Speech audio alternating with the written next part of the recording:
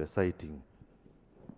Earlier, before you came in, the rule was well cited that election shall be by secret ballot. I heard you say that they will raise up hands to vote. Another is, the honorable members here, we don't know them. We don't know whether they are youth. It is upon that background, therefore, that I pursue your permission to allow me, to allow us, to allow me put forward and nominate Ocheng Timothy for Speaker of the 5th cohort of the National Youth Parliament. Thank you. Is Honorable Ocheng Peter in the House? Do you accept the nomination? Procedure. Thank you very much.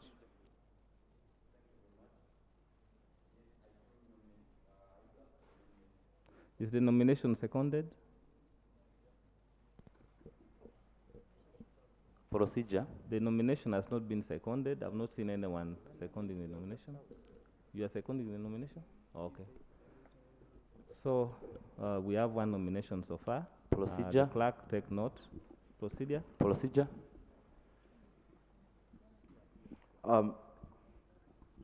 Your Honor, the Right Honorable Chief Justice. Kindly turn on your microphone. It's on. Okay, okay. Now Right Honorable Chief Justice, I am John Solomon Nabuyanda. I'm representing the youth of Namutumba District, and I hereby second the nomination of Honorable Timothy Ocheng for the position of Speaker of the 5th Parliament. Thank you. Procedure. Thank you. Yes. Right Honorable the Chief Justice, my name is Hafashimana Asimwe, and my constituent is the Uganda National Students Association. Whereas you stated it clearly that we are under Rule 5 for the election of the Speaker, the clerk shall ascertain the numbers of the voters before the voting.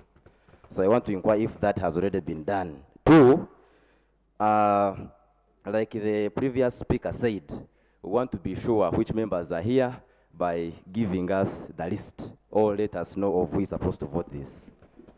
The numbers. Thank you. I'm very happy that you have you've really had a very good grasp of the rules of procedure. That means the briefing of the morning was so thorough. Congratulations, honorable members. You should clap for yourselves, really. I'm happy that the quality of the submissions and the procedures and everything are coming out on top of the. So I'm grateful. But like I said earlier on, we are going to do this with a number of modifications because this is a mock parliament, okay? So let's accept that we have some modifications in the process.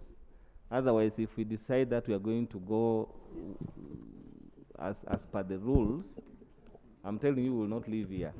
Procedure. And so we are going to make some modifications for as long as they are not fatal to the process. Procedure. That's the last procedure I will entertain for now. Yes?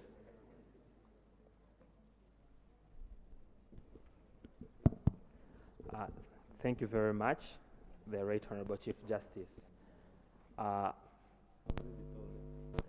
In as far as the modification of the rules of procedure to fit into current circumstances, there should be procedure for amendment of a procedure, okay, or suspension of a rule should be by motion and not driven by the emotion or the thought of whoever has the powers to amend.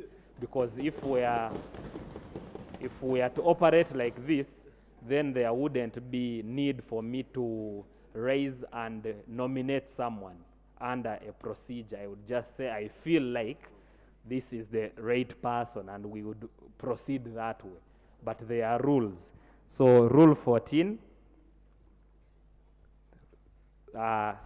on the suspension of rules. Any member may, with the consent of the Speaker, move that any of the rule be suspended in its application to a particular motion before the House, and if the motion is carried, the rule in question shall be suspended. So it is not within your powers as the Chief Justice to start suspending rules, okay? So let us follow the rules because we are building a generation of parliamentarians who have respect for rules. Thank you very much. Are you referring to Rule 16? 14? But I also want you to read Rule 16.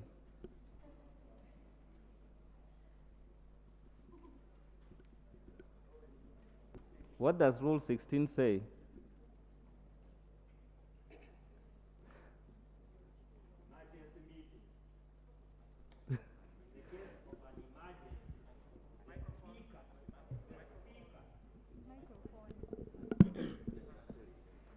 In the case of an emergency, the Speaker may call a special meeting at any time and at such place as he or she considers expedient, giving reasonable notice.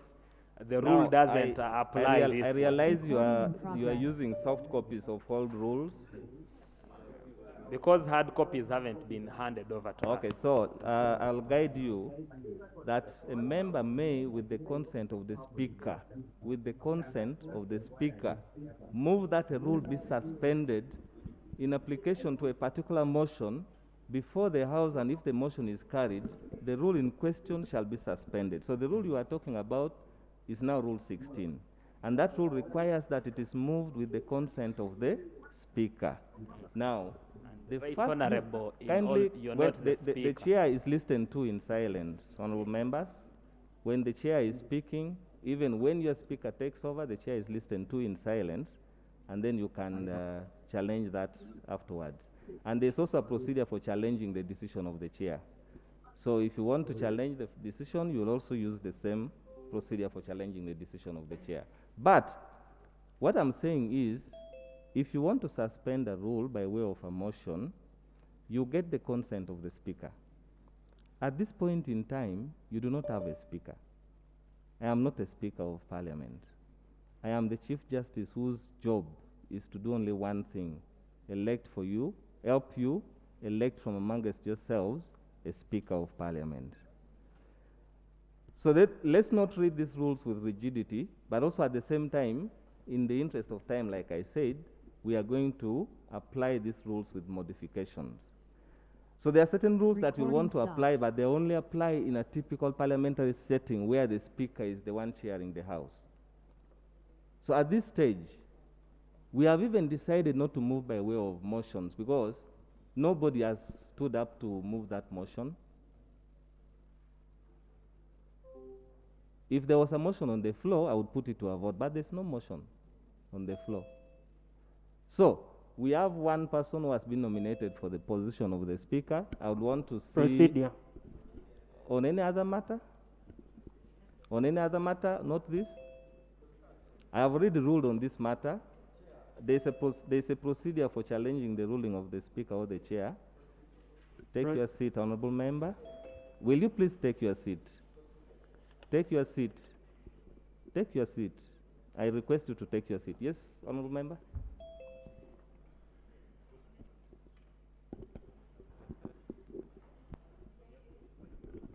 Thank you, Right Honorable Chief Justice. My name is Nalubyai Zahara, the Speaker for Central Youth Parliament, hailing from Chimanya Kabonera Division, constituency rather, from Masaka City. Nominating Honorable Welunga Yusuf. He's an able leader. He has served with the youth, so he has experience. I nominate him as the Speaker for this National Parliament, National Youth Parliament. Is the honourable member in the House? Procedure. Do you accept the nomination? We want to be sure that you are interested. Yes, I accepted the nomination. Are there any... Procedure. Are there seconders? Procedure. Speak to.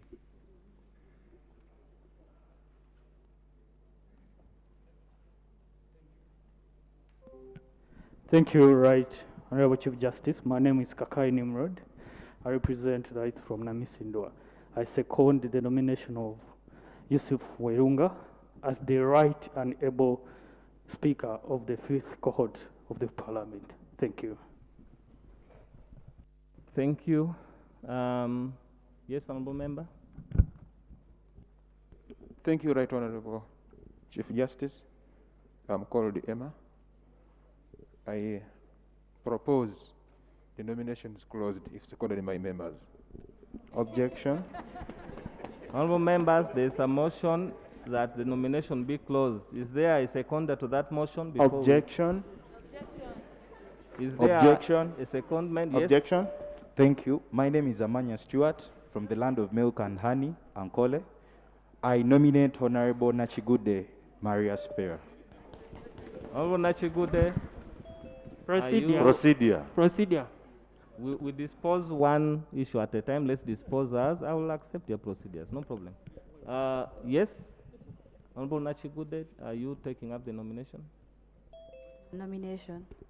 Who is seconding the nomination? Okay. We have secondment of the nomination.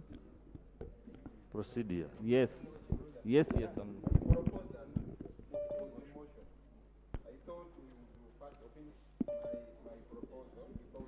Your proposal had no secondment. When you move it, is that the motion of closing the nomination? Yes. I did not see. Did you hear any person seconding? Objection. Objection. Objection. I did not see anyone standing up to second that nomination. That's why we proceeded. Every motion that is moved on the floor must be seconded. So if you have a motion, get a seconder before you. Objection to the motion. Objection. No. There is either a motion and a seconder, and then after it is seconded, it is disposed of. There's no such a thing as objection. So the motion has not been seconded. If someone else has any motion, please get a seconder. Make sure you have someone who will second your motion before you. Nomination. Yes, Honorable.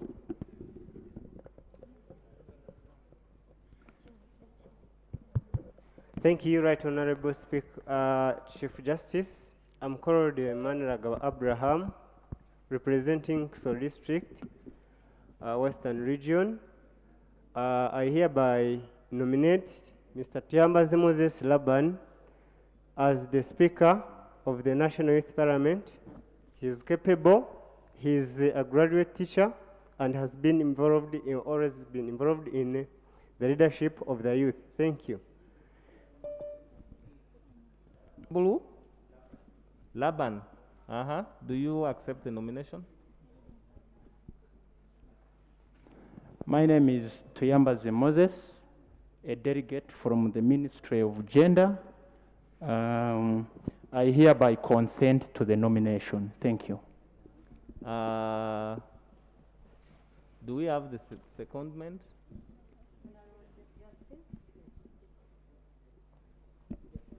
My name is Kwagala Jen from Kisoro, Bunagana Town Council.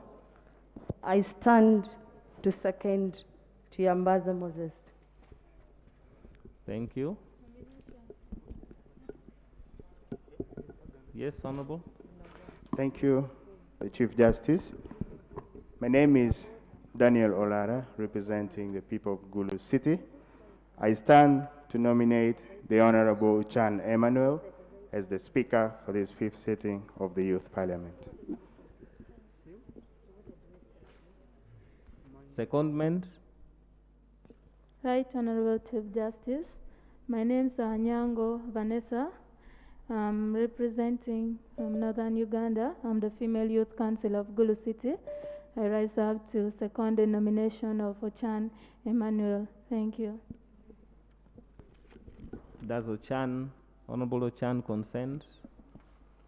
Your Lordship, the Chief Justice, my name is Ochan Emmanuel, a Member of Parliament representing youth from Kidgu Municipality. I consent to this nomination. Thank you. Yes. Thank you, Right Honorable Chief Justice. My name is Mumbere Godson from Renzo Region. To be specific, Kasese District. I propose that we close the nominations for the office of the Speaker of Parliament. Seconded. Who has seconded? Seconded. The motion has been seconded by 3 members. So, honorable members, the motion on the floor is that nomination be closed. Will those in favor say aye, the contrary no? Aye. Motion is taken. I'll now request those who have been nominated to kindly come in front, take the front seats, and on the basis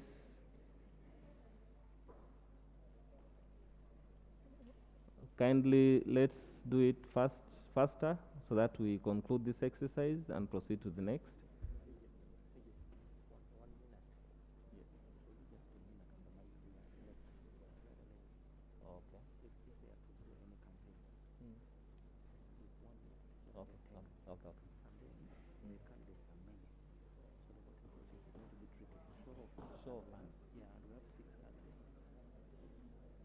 What do you want?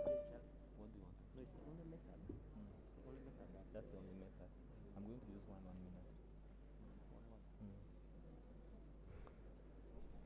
So these are our candidates. I have maybe the other candidate has pulled out. So we'll ask the candidates to speak in their order of nomination. So, and we are giving you only 1 minute each. Starting with the first nominee, clerk, you will call their names, starting with the first nominee, and they speak to members. 1 minute. Honorable Ocheng Timothy.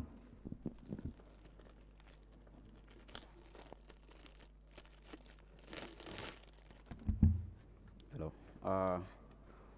Your Worship, honorable colleagues, my name is Timothy Ocheng, a 4th-year law student, and I want to give you a reason why you must vote for me. In 1921, the national legislative curtains were raised in Uganda, but not until 1962 that we got hold as an independent nation.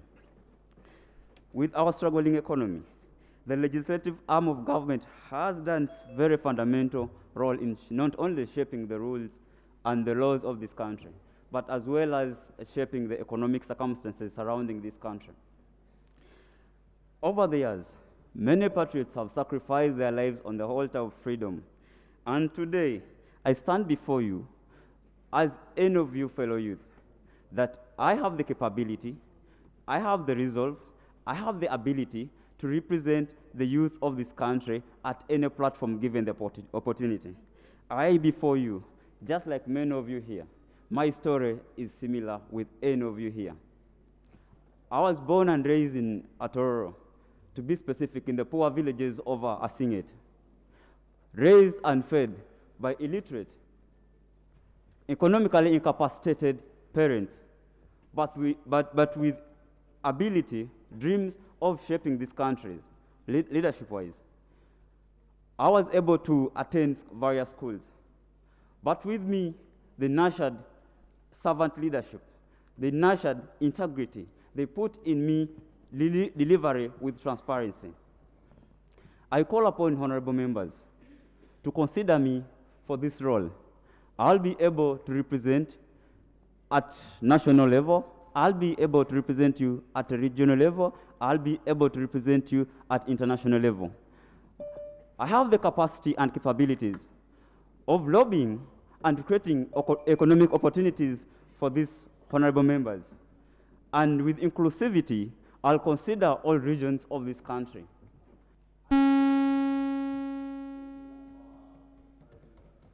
Thank you very much for your eloquent speech to your members. The second speaker. Honorable Nachigude Maria.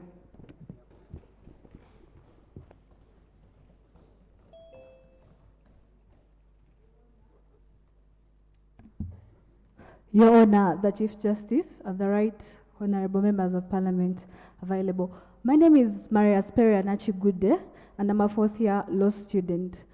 I think that way back, the youth have not had a number of opportunities, such as platforms to air out their views and have their voices heard.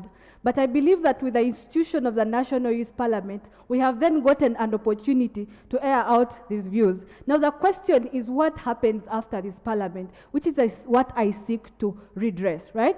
So, ladies and gentlemen, I believe that there is participation of the youth and inclusion in a number of policies. However, I think that we can do better than what we have. Therefore, I present myself to you. Why do I think that I am able to achieve this? A, I have lobbying and negotiation skills that I think that are able to table negotiations with the available platforms. Ladies and gentlemen, we have organizations of youth such as the National Youth Council, we have the UNSA. All those are there for us to be able to comprehend ideas so that the youth live a better life. Knowing that I am I'm a person who has negotiation skills, I call upon you to front me or to vote me for Speaker National Youth Parliament so that even after the Parliament, I am able to follow up with what we have discussed. Thank you. Thank you. Third. Honorable Ochan Emmanuel.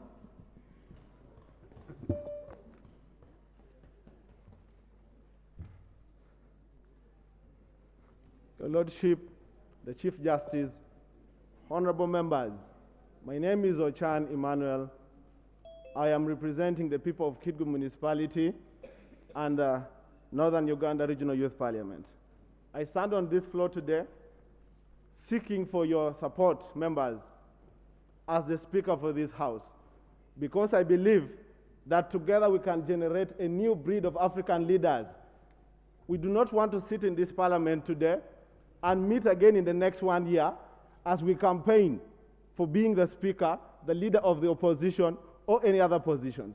We want to have a functional youth parliament which is incorporated within the frameworks of parliament. We want a youth parliament that is able to sit at regular sittings, at quarterly meetings, that is functional. We want a youth parliament that is having strong institutions. We do not want a youth parliament that only sits once a year and then meets once a year. We want a parliament that is going to, at all times, going to collect the views of young people, dissect views of young people, and then be part of the nation building process by contributing to policies of this nation. We want the issues that are discussed in this parliament incorporated into resolutions that are made in this house.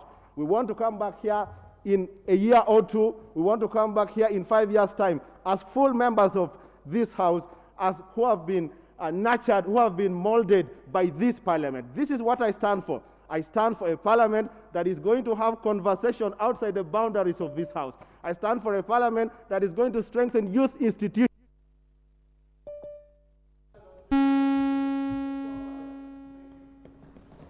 Next. Honorable Welunga Yusuf.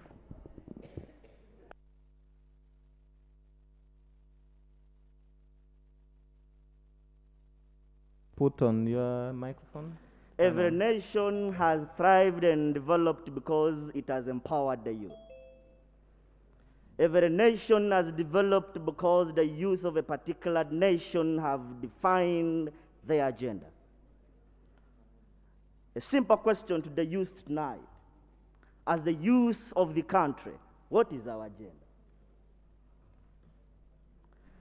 Briefly, this is a very good platform that can be used to empower, to involve, to mobilize the youth right away from the grassroots to discuss issues pertaining the development of the country.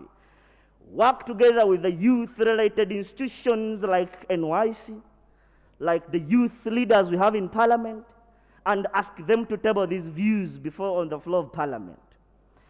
That can only be realized when we mobilize the youth countrywide to define our agenda. Where do we want to go as the youth of this country?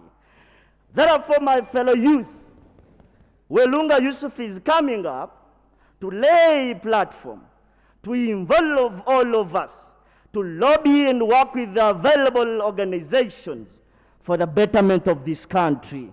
Thank you very much. Thank you very much, Yusuf. Next.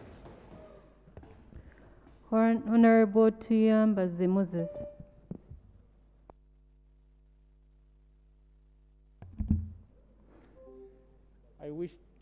I wish to recognize the protocol present. My name is Tuyambaze Moses. As I told you, I'm from the Ministry of Gender, specifically from the Office of the Minister in charge of Youth Affairs. I stand here before you as a nominee on the position of the Speaker, and I want to promise the House here that one, I'm a fast learner. Number two, I'm very exposed to link the youth and to make sure that all our affairs as members of this House reach to the relevant offices. And one of the things I will advocate for, all the things I will have to promote in this House, is equity, whereby if one member is from this side, another one is from this side, there is equity. Many people advocate for equality, but sometimes it is not given the right conceptual meaning. For example, when I pick someone here and here who are not of the same size, and I tell them to touch the roof, that is equality, but it is not equity. But when I pick them and they are not of the same size, and I give them a table of the same size, at least that is equity, and that is what I'll ensure and promote in this House. I thank. Next. It would appear that all of you have spoken. I will procedure on campaigns. Let me listen to your procedure. Honorable Chief Justice, I'm raising on a point of procedure. This point was raised before, but you didn't give it attention. We are proceeding with the campaigns, but when I was reading through the rules of procedure, it states that the clerk of parliament has to first ascertain the number of voters in the House before we proceed. Because after this process, these people are moving out, and the process will go on, and the same procedures continue to say that the Speaker will preside over the election of a Deputy Speaker. So if something of that happens, when we have not ascertained the number of the people in the House, I think we are not proceeding very well. The clerk has ascertained the number of the people in the House. I am going to announce it at an appropriate time when we are going to take the vote. So don't be worried of that. So I'm going to request the contestants to walk out Procedure. to the lobby, the other side. Procedure. And then we'll call you at an appropriate time. Procedure. Sergeant, may you please guide them to. Right, Honorable Chief Justice, I'm raising a procedure. Yes, what's your matter of procedure? Right, Honorable Chief Justice, it is within the power of the House to have the candidates know the number of voters they have. Sending them out would mean they don't know the number of their voters. Let the number be declared before they move out. Honorable members, I take note of your procedure. We will notify them accordingly.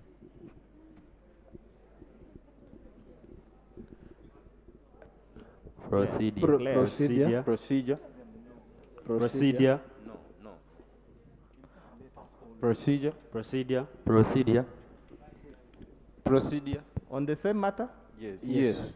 I have said we are going On a to different matter. But On a different matter. Members, let's not abuse the rules. Procedure. Let's not abuse the rules as well. Procedure on a different matter. Yes.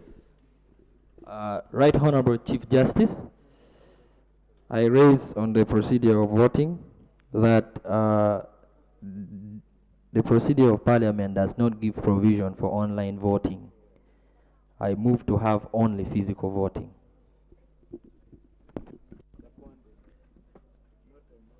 Information.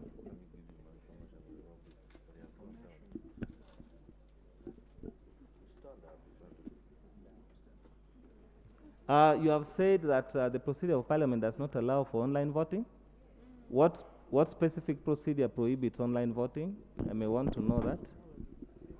You see, when you rise on a point of procedure, you must specify the specific rules that prohibits online voting. Right. So which specific rules prohibits online voting? Right, Honorable Chief Justice, I'm right here. You can see here. Which rule prohibits online voting? My name is Rubankene Francis Shah. I Yeah. represent the youth of Northern Uganda, Okay. in case you needed to know me.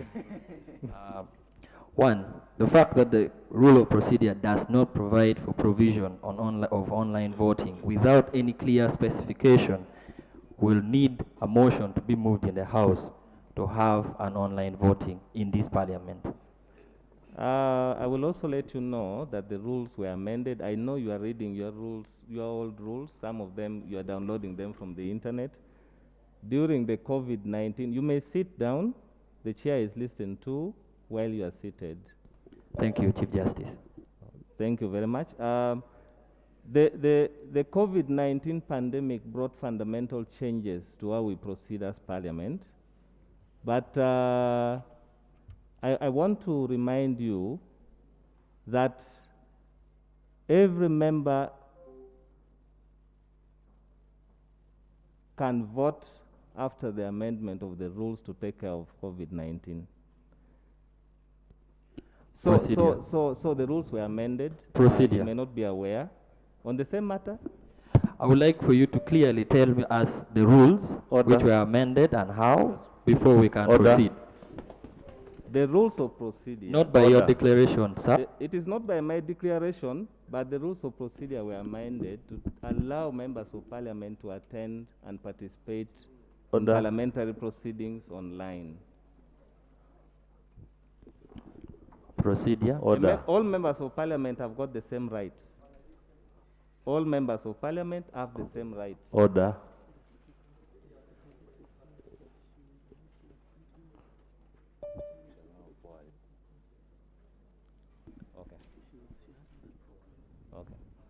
So, Order. I am not going to allow any more procedures. We are moving. But this is to a point of order, elections. it's not debatable. When the House is going out of order, you listen. I'm not going to allow any point of order at this stage. You are going to raise all those when you have the speaker in the chair. Let me elect for you the speaker, and then you will proceed and raise all those points. We are out of time. So, I would like to notify the House. By the way, the members who have moved out, the House, there are those who are attending online, but also all those who have been nominated and have campaigned are following the procedures. They are following proceedings wherever they have been taken. So I am declaring that the total number of voters in the House is 137. And we are going to vote for the position of the Speaker of the House. I will now ask the clerk to proceed with the vote counting, row by row. The first candidate is Claire.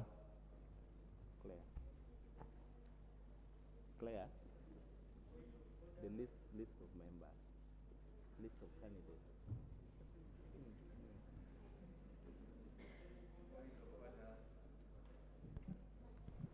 Point of order, please. This is very important, Your Honor.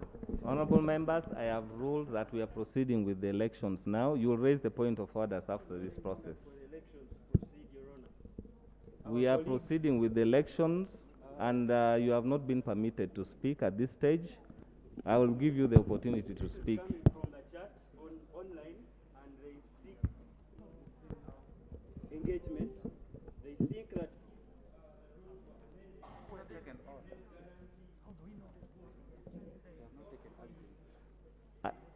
I am aware that there are 55 members following online. We are following what is happening online.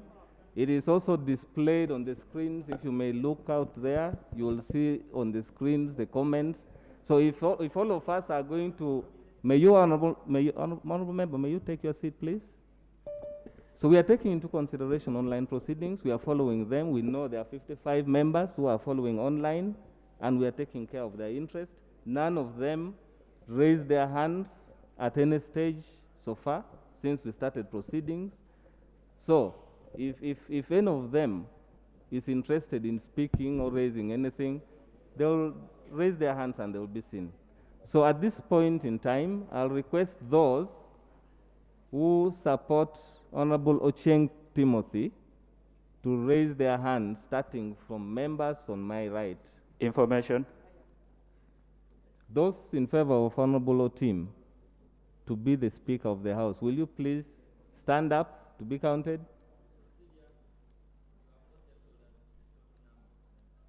Have you been in this House, Honorable Member? Let's concentrate. Let's not just speak for the sake. Let's concentrate. I will now ask those who support Honorable Ochieng Timothy to stand up to be counted, starting with members on my right. Those in favor of Honorable Ochieng Timothy. Okay, thank you very much. Those in favor of Honorable Ochieng Timothy, those on the left.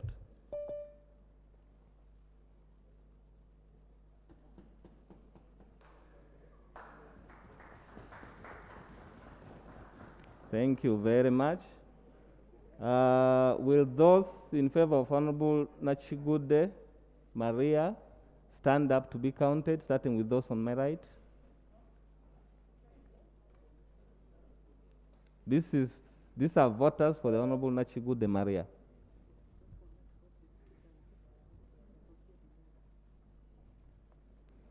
I will request those who are not entitled to vote on this side to kindly sit down, take the treasury bench or exit so that we don't count more people than the voters. Those are votes for Honorable Nachigude Maria.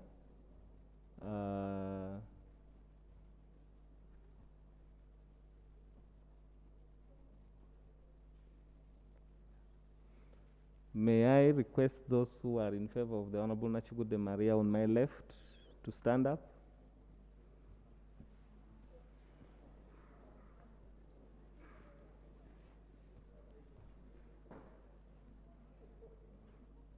You are expected to vote only once.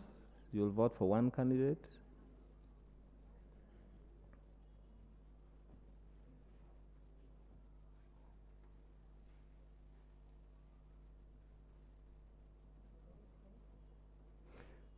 Thank you very much for your votes. Will those in favor of Honorable Ochan Emmanuel stand up? Starting with those on my right.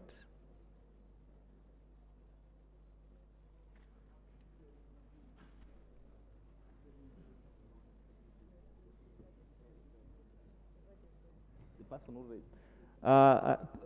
We saw you and we took your vote when you raised your hands up, so your vote was taken. Thank you very much for voting. That's our honorable member representing PWDs.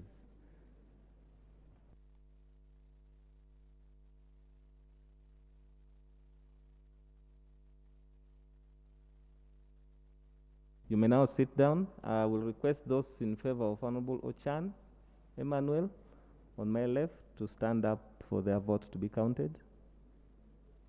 To stand up for their votes to be counted. We'll understand for PWDs, you will just raise your hands up and it will be counted, be sure.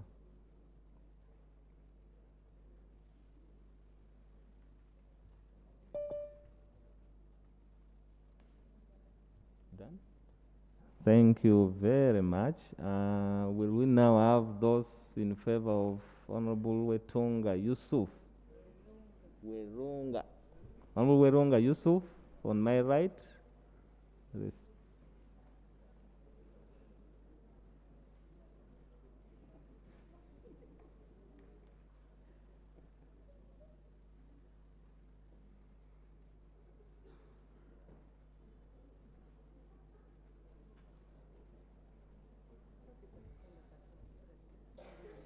Just proceed.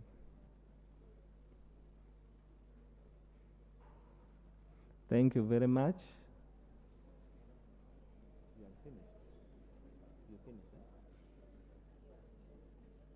On my left, supporters of Honorable Werunga.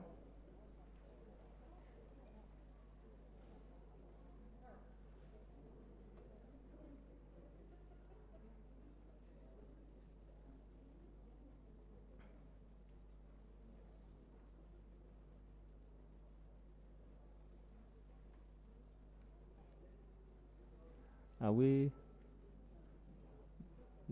Those who are supporting Werunga, please stand up at once and thank you for your votes.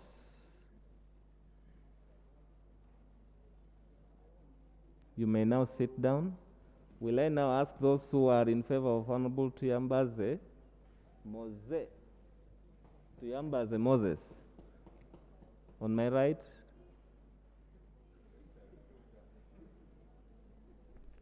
Thank you very much for your votes. On my left, those in favor of Honorable Tuyambaze Moses.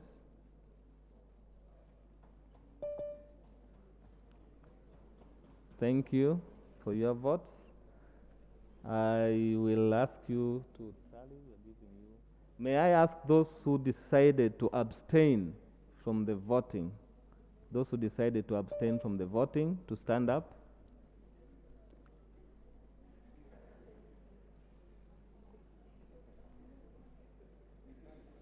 We have 4 abstentions.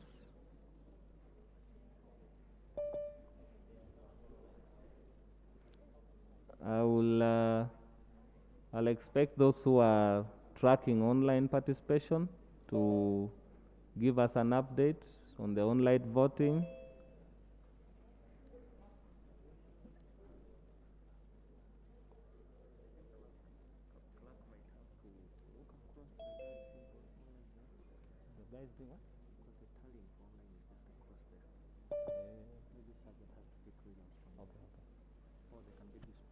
Okay. I'm requesting the I request the technical team to pick the results from the online voting at the online. Okay. If you can pick.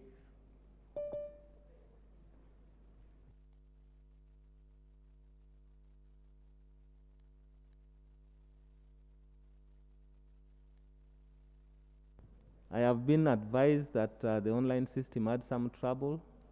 The voters may not have known very well how to use the online voting system, and so I'll declare the online voting to be invalid, and we'll use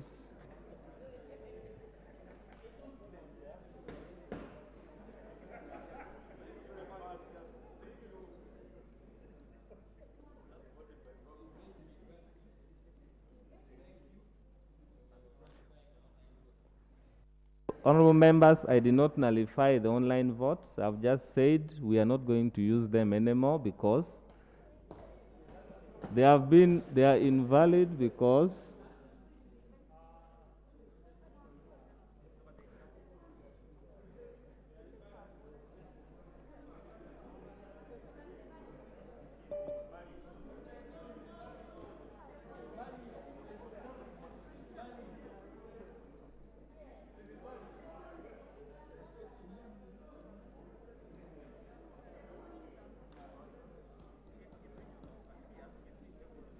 if the system proves to work well, we'll use that for the Deputy Speaker's position, if it works well. But for now,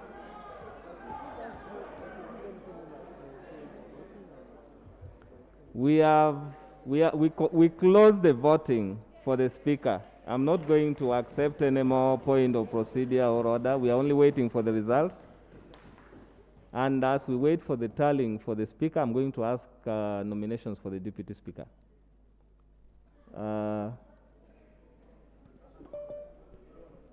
I know the rules. Procedure. I know the rules would require that the speaker conducts the election of the deputy speaker, but we have agreed that we are going to modify. The officials who are supposed to be at the opening ceremony are here at the door waiting. So we cannot go through the other process of robing and so on.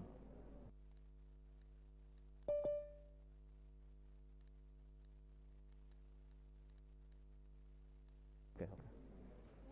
So, yes.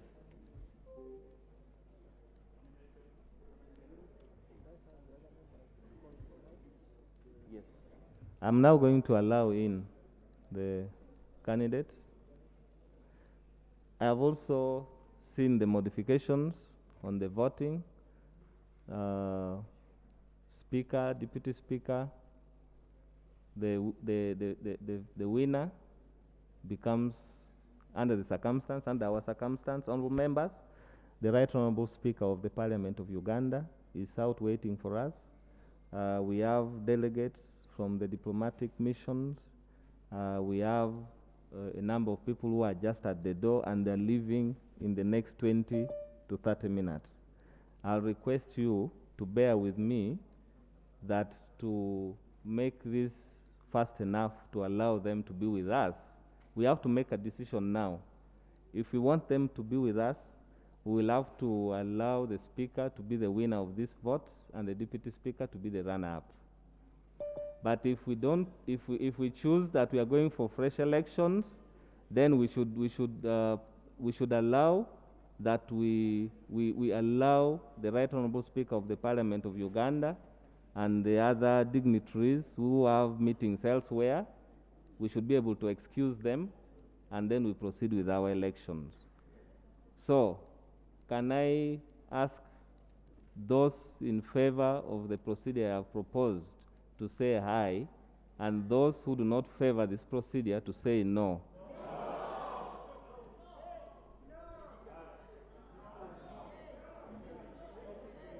Come again? Come again?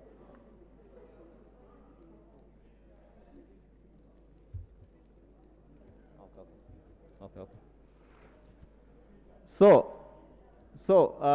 Once again, I have two issues I'm putting to the House. Number one issue is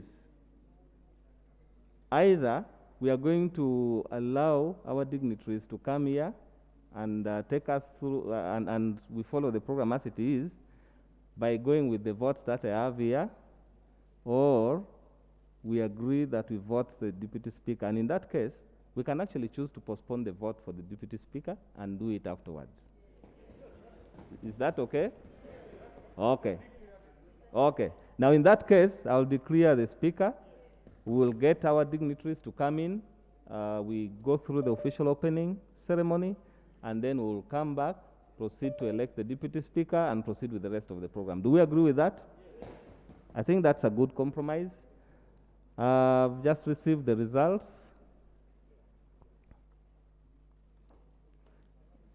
The Honorable Ocheng Timothy got 2 votes. Honorable Timothy Ocheng got 2 votes.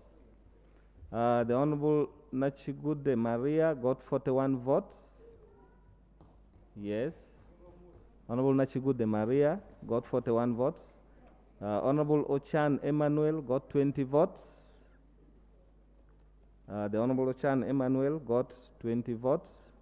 The Honorable Olanya Yusuf, Welunga Yusuf got 40 votes.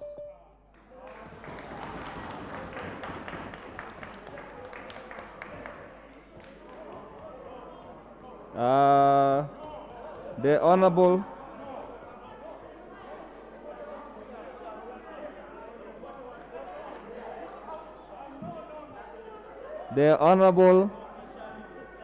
Honorable Tiembaze Mose obtained 3 votes, and the Honorable Tiembaze Mose obtained 3 votes, and there were 4 abstentions.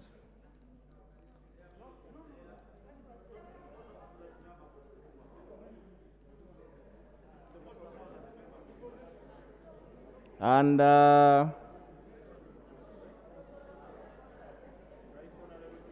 there were 55 votes nullified because of the online challenges we had. And therefore, out of the 5 candidates, I will declare the Honorable Nachigude Maria duly elected the Speaker of the National Youth Parliament with 41 votes out of the 110 votes cast.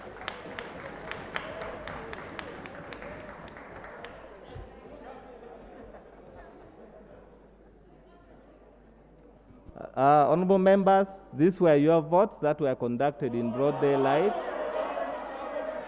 And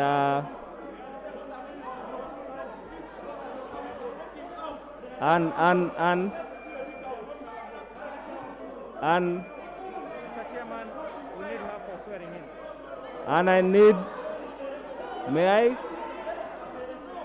Let members sit. Members sit. May you take your seats. May you take. May you, honorable members, may you take your seats, and may I request that we act orderly.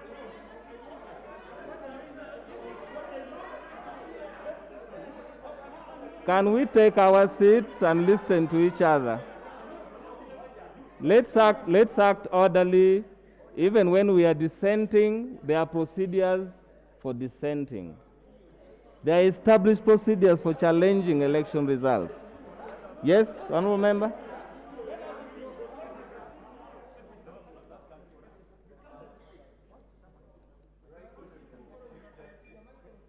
The microphones are off. Microphones are off. Okay. Point of procedure. Yes. I raise on a point of order. Even when we complained at the beginning of this procedure that it was proceeding higi-haga, there was negligence from your end.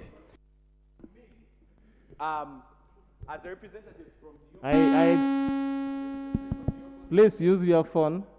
Use the microphone. You are actually on record. But you're switching me off.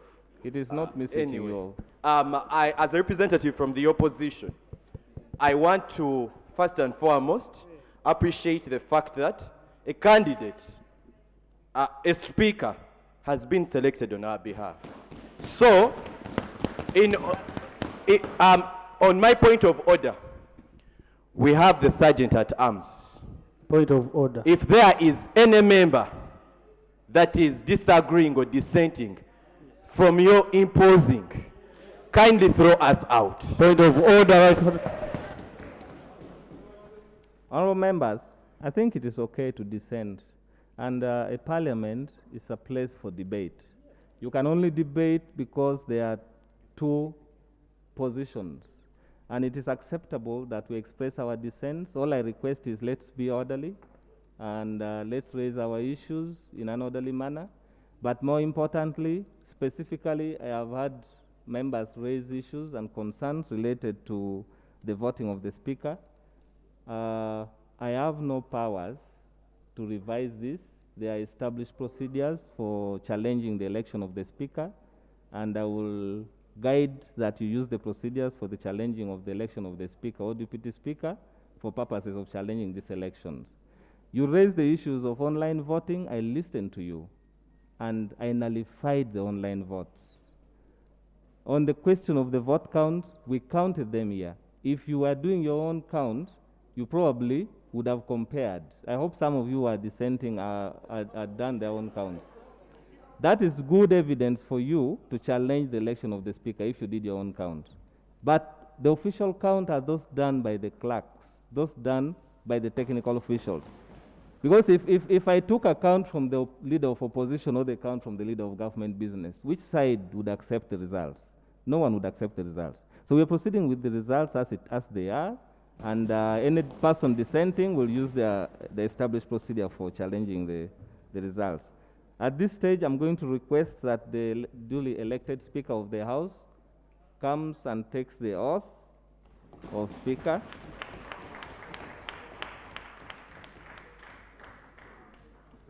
Mm.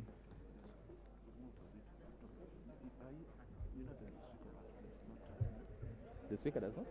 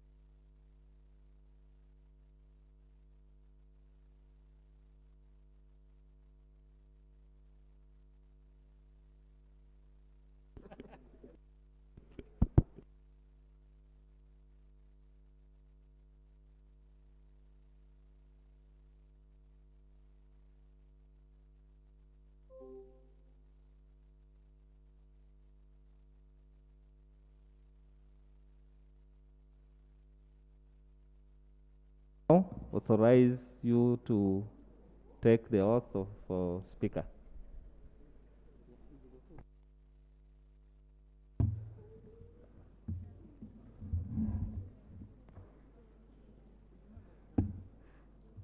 I, Maria Speria Nachigude, swear in the name of the Almighty God, affirm that I will be faithful and bear true allegiance to the Republic of Uganda, and that I will preserve, protect, and defend the Constitution. So help me God.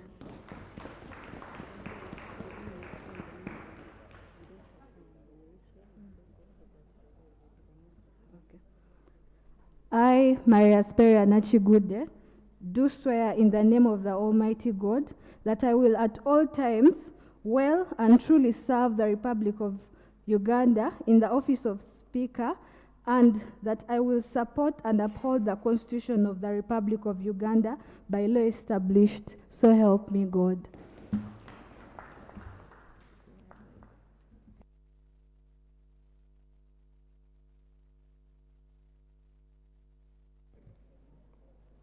Congratulations. You will be issued with the rules of procedure here. Your rules of procedures and the Constitution to guide your work. You may take your seat and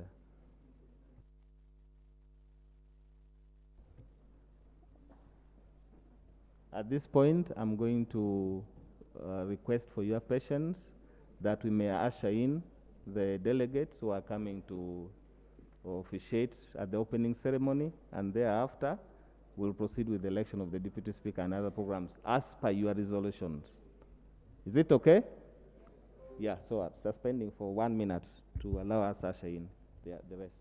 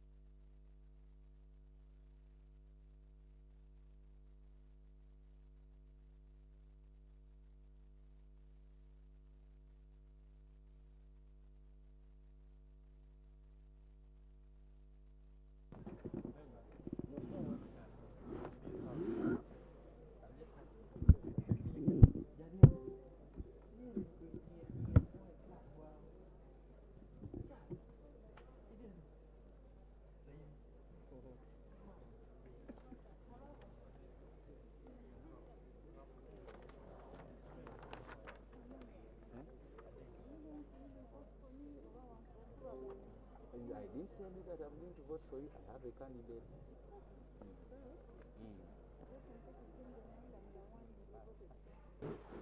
cannot tell you because you know them.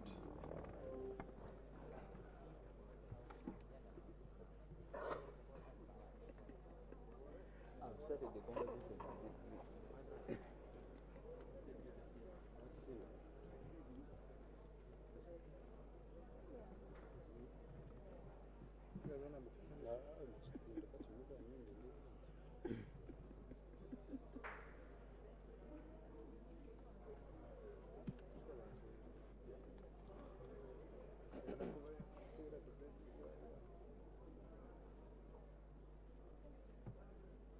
You see, I ran a poll on Twitter some days back, and she won.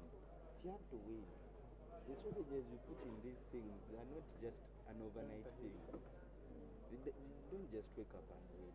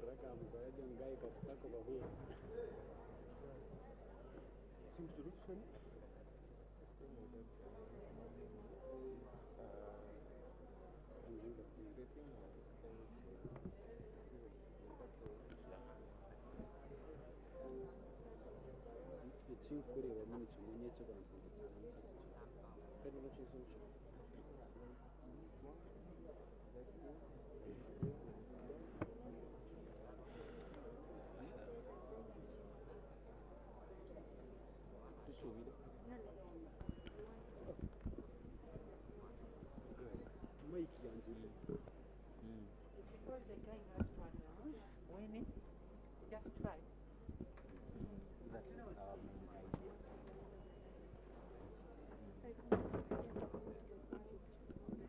The same thing. That's why we are. That's something you can raise on the today or the person. Now, that you announce depending on the speaker. That's okay. That's what I told you. If she fucks us, we shall fuck her hard. These are the terms we agreed upon.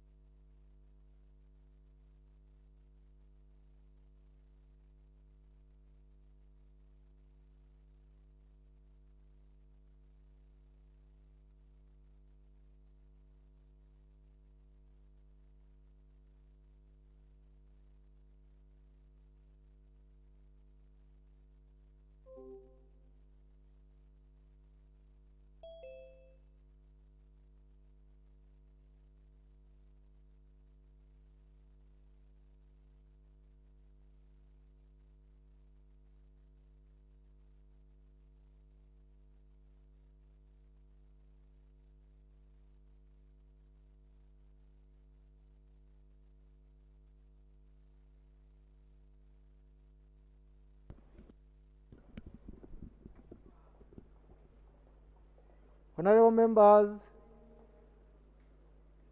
Speaker, Youth Parliament, accompanied by the National Speaker.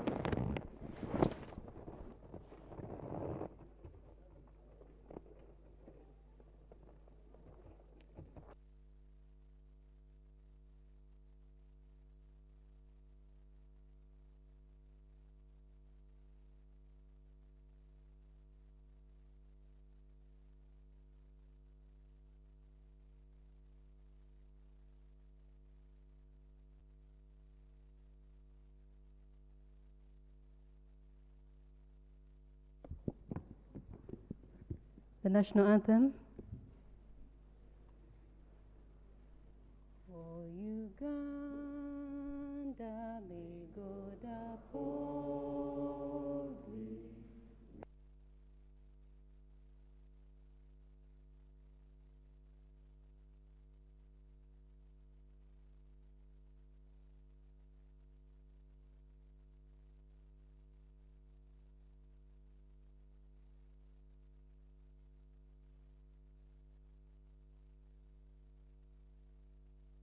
The East African Anthem.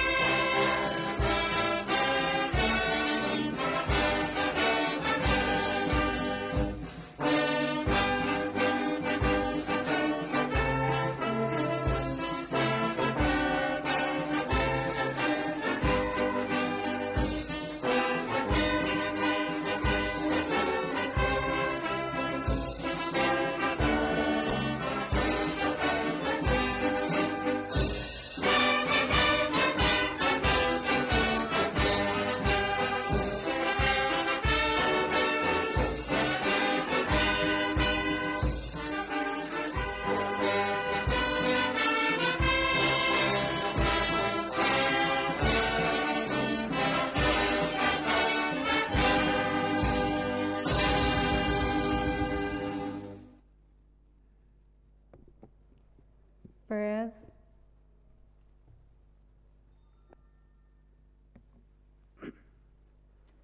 Almighty God, who in your infinite wisdom and providential goodness have appointed the offices of leaders and parliaments for the welfare of society and the just government of humanity, we beseech you to look upon with your abundant favor these your servants whom you have been pleased to call to the performance of such important tasks in this land. Let your blessing descend upon them here assembled, and grant that they may, as in your presence, tweet and consider all matters that shall come under their deliberation in so just and faithful a manner as to promote your honor and glory, and to advance the good of those whose interests you have committed to their charge. Amen.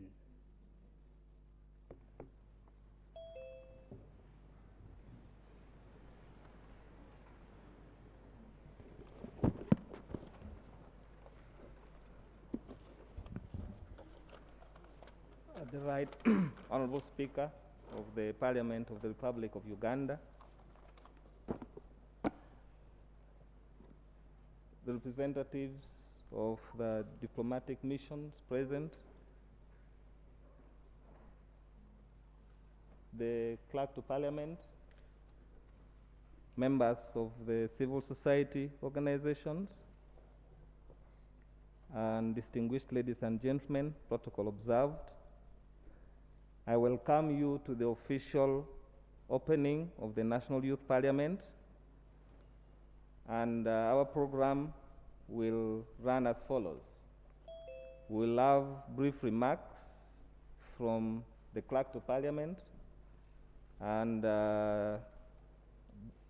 from Faraja Africa, who will then invite the representative of other partners to make a few remarks, and thereafter the chairperson, Uganda National Youth Council, will give a few remarks, and thereafter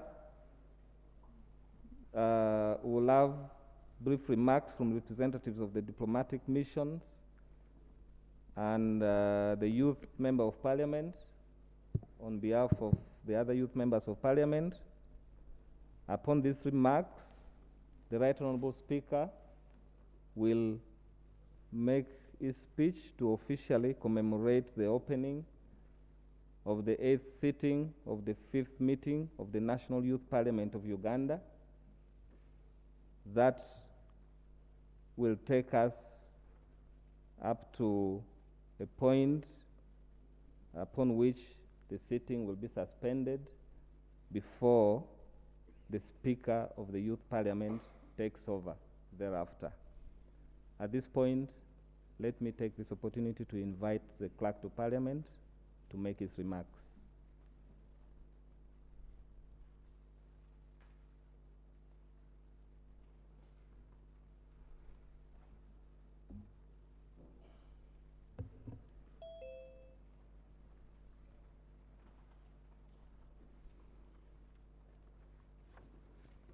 The Right Honourable Speaker of the Parliament of Uganda, the Right Honourable, His Excellency, the Deputy Ambassador of the German Embassy, His Excellency, the representative of the European Union, representatives of diplomatic missions, representatives of other implementing partners, honorable members, the Executive Director of Africa, Faraja Africa Foundation, ladies and gentlemen. Firstly, I would like to say that I'm standing in for the Clerk to Parliament, who is engaged in other duties. But substantively, I'm called Wawire Paul, a Deputy Clerk, and these are the remarks of the Clerk to Parliament. I gladly welcome you to the Parliament of Uganda, which is hosting this prestigious event for the 5th time. Last year, the event took place in the chamber of the House when it had just reopened after the lifting of the COVID-19 restrictions. It is a blessing that 1 year later, we are able to use the chamber, unlike in 2020 when we sat in the tent. That said, I urge you to remain conscious and follow the Ministry of Health's current guidelines on COVID-19, especially in confined places. I wish to thank Faraja Africa Foundation and the sponsors for keeping the tradition of the Youth Parliament alive. A forum like this one, held in the National Parliament, is indeed a great privilege, but also a training ground for the participants. Youth are regarded as the next generation of leaders, but in reality, they are the current generation of leaders. The youth are partners and assets in the sustainable development, peace, and prosperity of Africa as envisioned by the African Youth Charter. It is therefore proper for young people to participate in planning and decision-making for the development of the country. As I conclude, let me state that Parliament intends to be a transformed, independent, and people-centered Parliament. Therefore, engagement with citizens, including young people, is a necessary part of the mission of the Parliament of Uganda.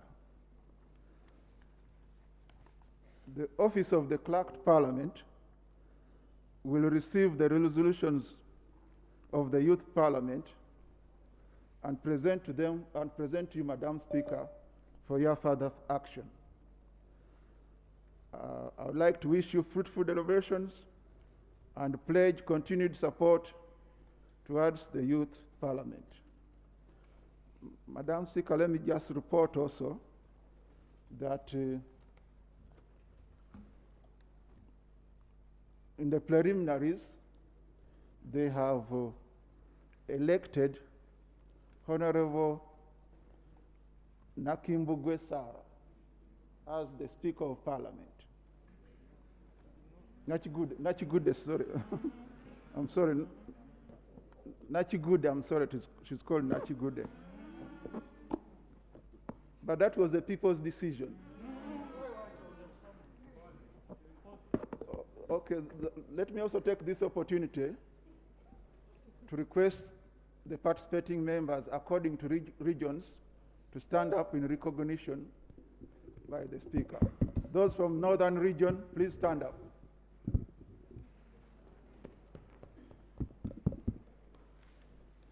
Those from Eastern region, please stand up.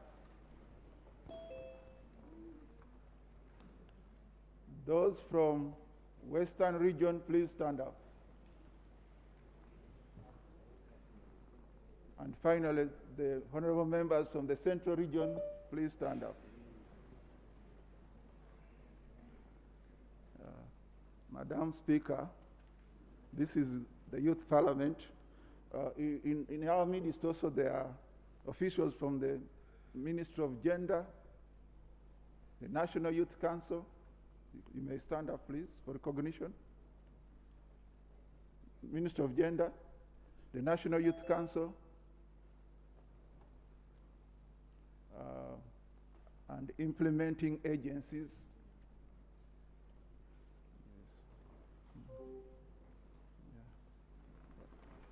Thank you, Madam Speaker.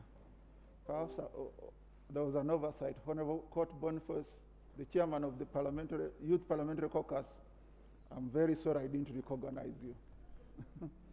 But he's your representative for Northern Uganda and the chairperson of the Youth Caucus in Parliament. Thank you so much for listening to me.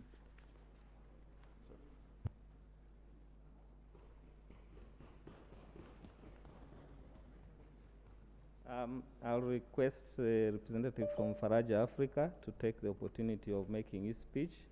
I'm also being asked to remind us to use the designated time provided as the Right Honorable Speaker as other engagements in the next few minutes. Afterwards, you will invite up to number 5, and please, you're welcome. Thank you. Protocol observed. Right Honorable Speaker, I would love to thank you for giving us an opportunity as young people to be here. My name is Emmanuel Wawire, Executive Director for Faraja Africa Foundation. But before I make my remarks, I would humbly request that when we were here in the previous Youth Parliament, we were humbly honored by our father, our mentor, and the best friend of Mama, the Right Honorable Speaker, Jacob Olanya. And I would humbly request that as the 50th Youth Parliament, we take an opportunity to honor him with a moment of silence, if that's granted.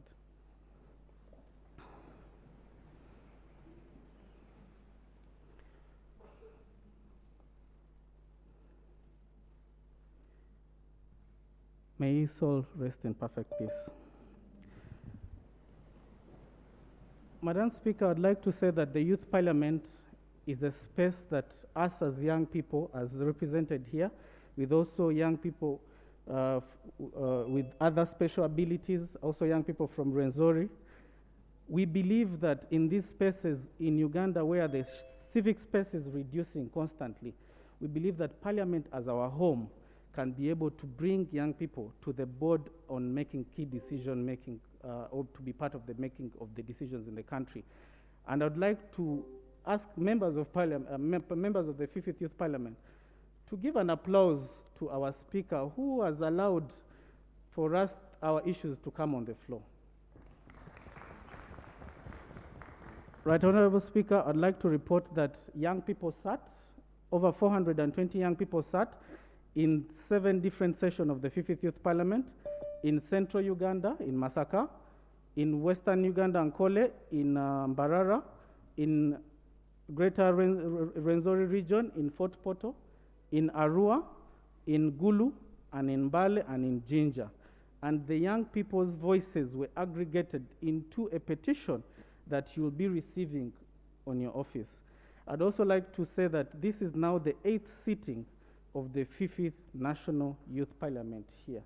And I'd like to thank every member who participated and the Parliament team for being with us.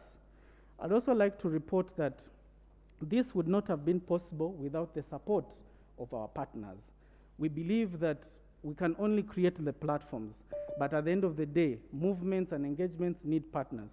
In a special way, Madam Speaker, in your presence, I'd like to thank the European Union, the German Embassy, GIZ CASP, Action Aid Uganda, WFD, and our partners who have really stood with us over the past periods up to now where we are.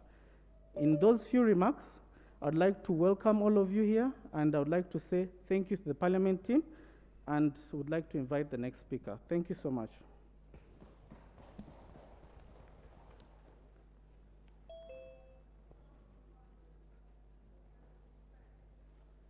I take this humble privilege to invite our one and only youth chairperson, Jacob Eyer.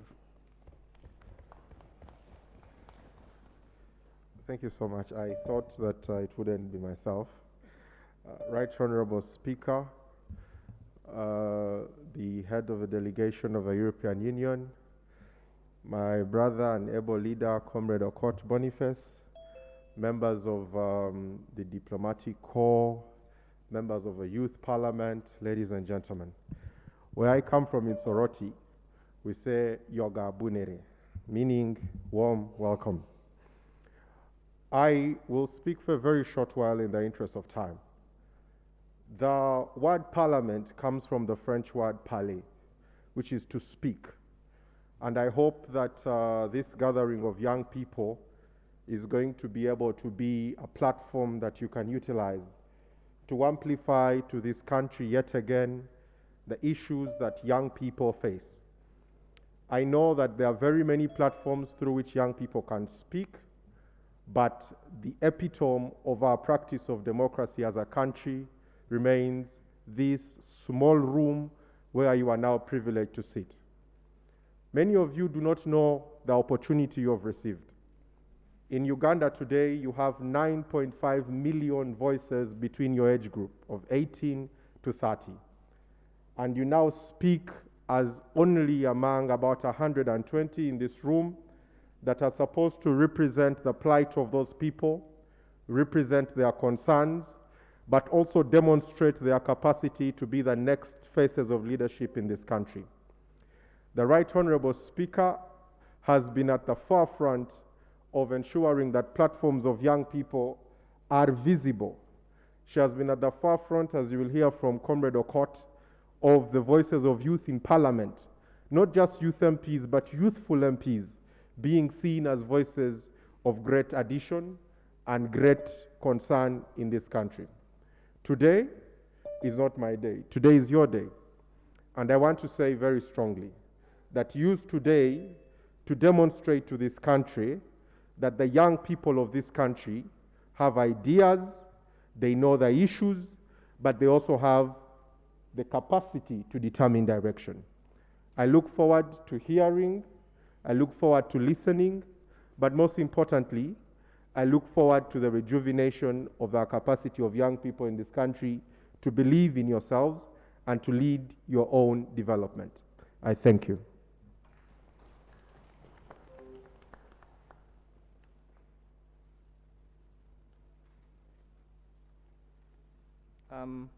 Representatives of diplomatic missions, starting with the European Union representative.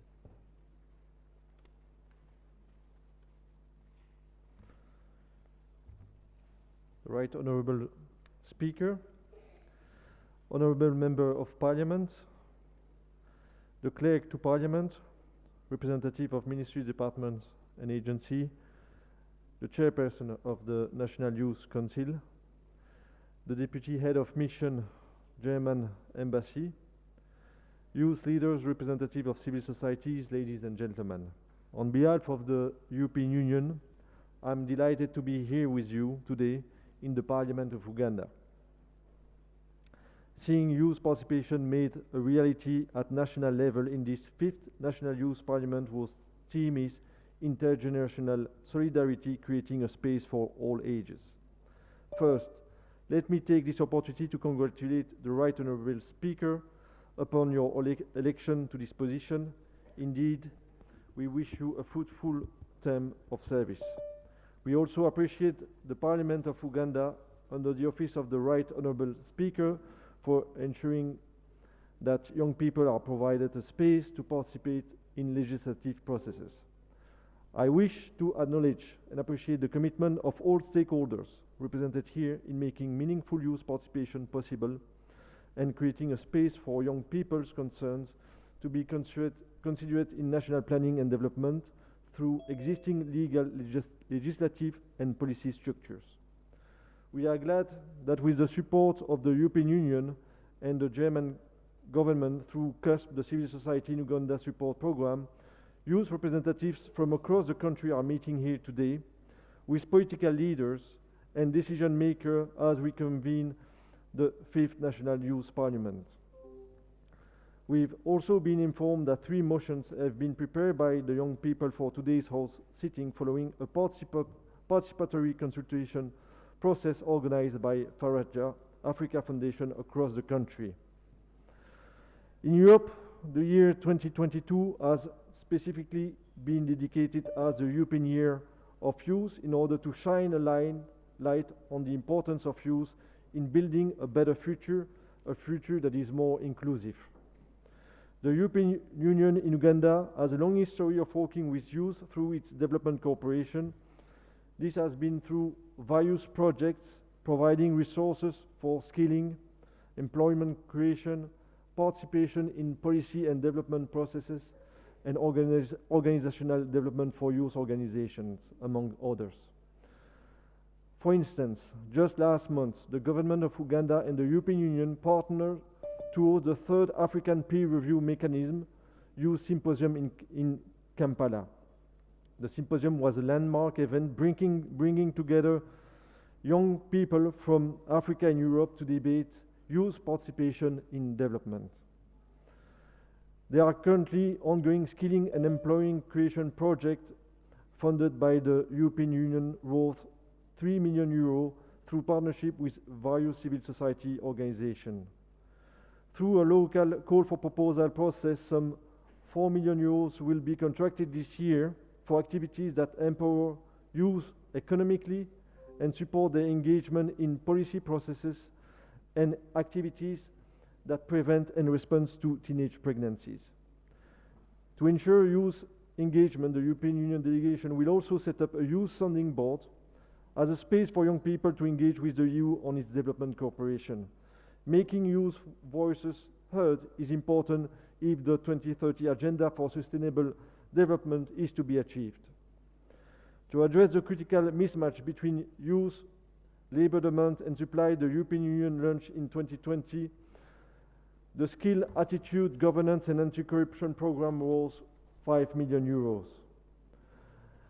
In June 2022, in partnership with a German corporation, we've launched a vocational education and training toolbox project to support the skilling of technicians in installation of and maintenance of solar mini-grids.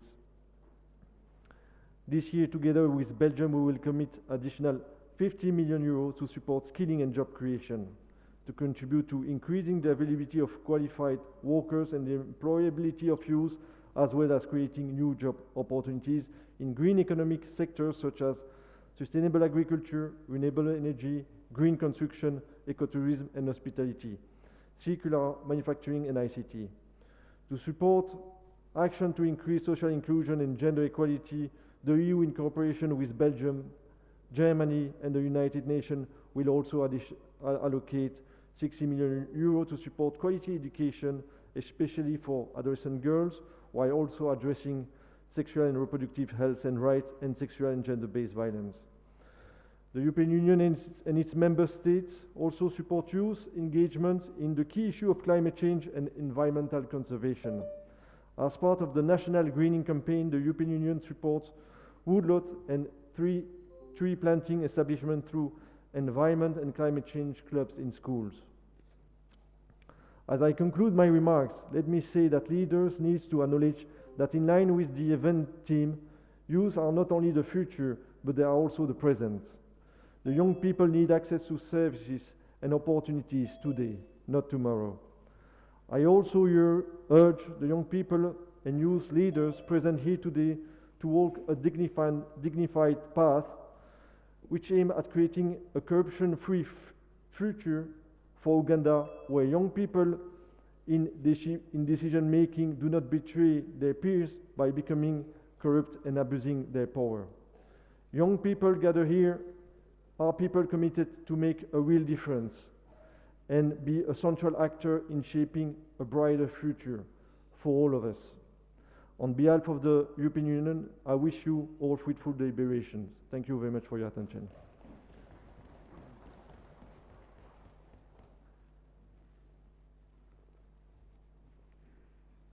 Representative from the mission of the Federal Republic of Germany.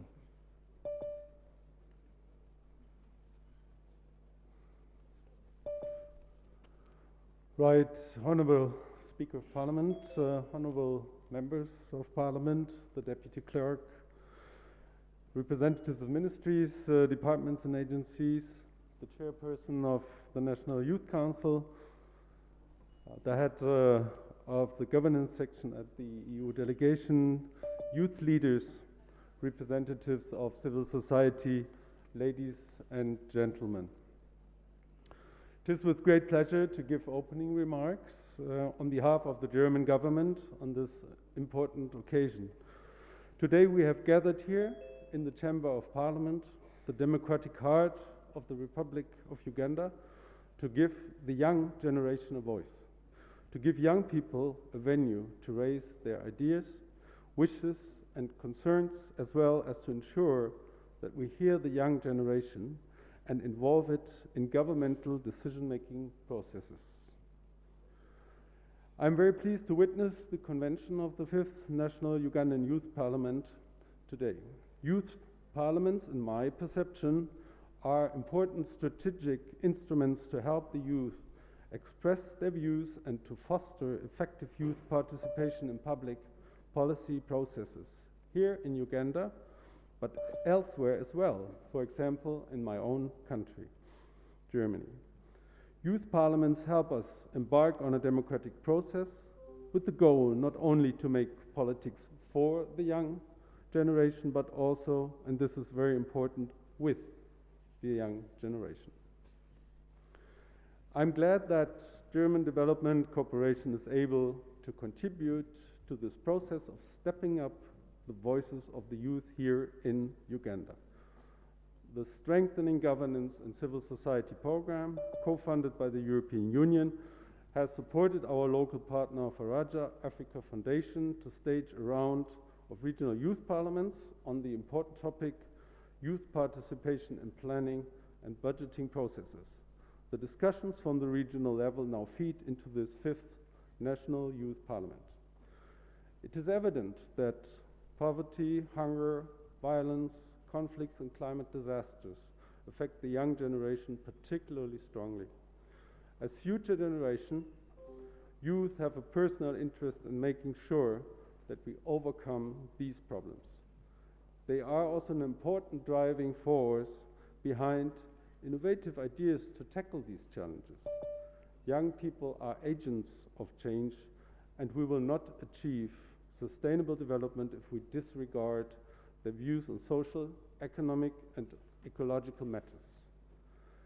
At this point, I would like to highlight the United Nations Convention on the Rights of the Child, in short CRC, which came into place more than 30 years ago, and which includes the right to participation for young members of our society as a central pillar. Almost all countries ratified this international treaty on children's rights, and so did Uganda and Germany. In light of this, we have to consider the involvement of a young generation in public decision-making processes, not only as a guiding principle, but also as an obligation. To give you an example, let me jump quickly to Germany. In order to include youth voices in the planning, implementation and monitoring of development cooperation strategies, the German Federal Ministry for Economic Cooperation, BMZ, which is financing this very program here, Strengthening Governance and Civil Society program, established a Youth Advisory Council in May last year. The role of this Youth Council is to advise on the German Ministry's cooperation strategies from the youth perspective, to propose new ways of youth participation in the shaping of German development cooperation, and to draft position papers and proposals on issues affecting children and youth. Encouragingly, the creation of this Youth Advisory Council was in itself a participative process. A group of young representatives advised and supported the ministry for 2 years in designing this concept. Today, the council has 15 members in 4 thematic working groups: climate and environment, child labor, cooperation with Africa, and education. In autumn, BMZ and the Youth Council are going to organize the first international youth forum that will involve youth representatives from all around the world to discuss issues around youth participation in development cooperation. Before I conclude, let me come back to Uganda. Dear youth representatives present today, it is up to you to raise your voices and make yourself heard. This 5th National Youth Parliament is a great occasion to foster youth participation in Uganda and a great opportunity for youth representatives to create an impact at such a high level. Therefore, I wish you all a very productive debate and thank you for the opportunity to address you on this special occasion. Thank you very much.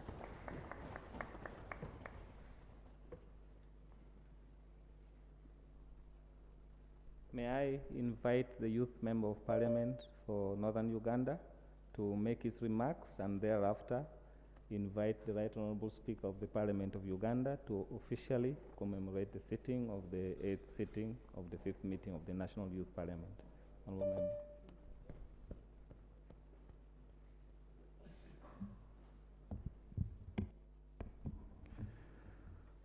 The Right Honorable Speaker of the Republic of Uganda, the members of the diplomatic corps, representatives of MDAs present, representatives of civil society organizations that are present, the leadership of the National Youth Council, and any members of parliament that are here present, and you, the youth delegates of the 5th National Youth Parliament. I want to, in a very special way, take this particular privilege to welcome you to the Parliament of Uganda. You're all most welcome. Secondly, I want to also take this opportunity to congratulate you, the delegates of the young people who are here to deliberate on behalf of the young people from the different constituencies that you come from. I acknowledge the constituencies of the Youth Council, of UNSA, the constituency of the youth councillors, and I understand that all of you are representing some organizations. The purpose of this particular parliament is for you to mostly deliberate on affairs of the young people. And today you've earned yourselves the title Honorable for at least a day. So congratulations.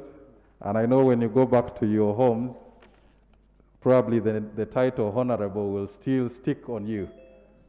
So we expect you to continue serving the young people diligently. But in a very special way, before the youth leaders who are here, I want to thank the Right Honorable Speaker of the Parliament of Uganda, particularly for her commitment to serving the young people. The Speaker of the Parliament of Uganda makes it a point to ensure that this Parliament, on issues that arise, the voices of the young people are not silent, and we thank her for that. That commitment gives me confidence that this particular sitting is not in futility. It is not true that you will only enjoy the air conditioning of this very important house and the voices will remain here, but the Speaker, through discussions that we've had, is committed to ensuring that the voices, the concerns that arise from this discussion eventually finds its way on the floor of Parliament. I am here as well in the capacity of the Minister of State for Youth Affairs, who has shared with me that she will be unable to join us. But she has shared with me a brief statement that she would want you, the young people, to listen to. And I'll read this verbatim, because I understand that we still have some time and the Speaker will probably be proceeding, so we'll still have room to discuss. But this is the statement of the Minister of State for Youth and Children's Affairs. She acknowledges and recognizes the protocol and says that I'm very happy to witness the youth of Uganda having their 5th National Youth Parliament.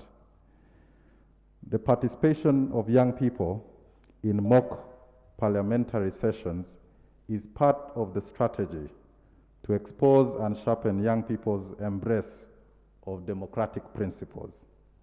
The dialogue of any form is the most civilized manner of developing consensus. Youth participation is entrenched within the Constitution of the Republic of Uganda under various articles, namely Article 32 on affirmative action, Article 78 on representation in Parliament, and Article 1 that emphasizes that power belongs to the people. The political will of government on youth participation is evident through the Constitution and the existence of the National Youth Councils and the provisions in the Local Government Act of 1997. The youth participation is guided by young people's acquisition of knowledge and information.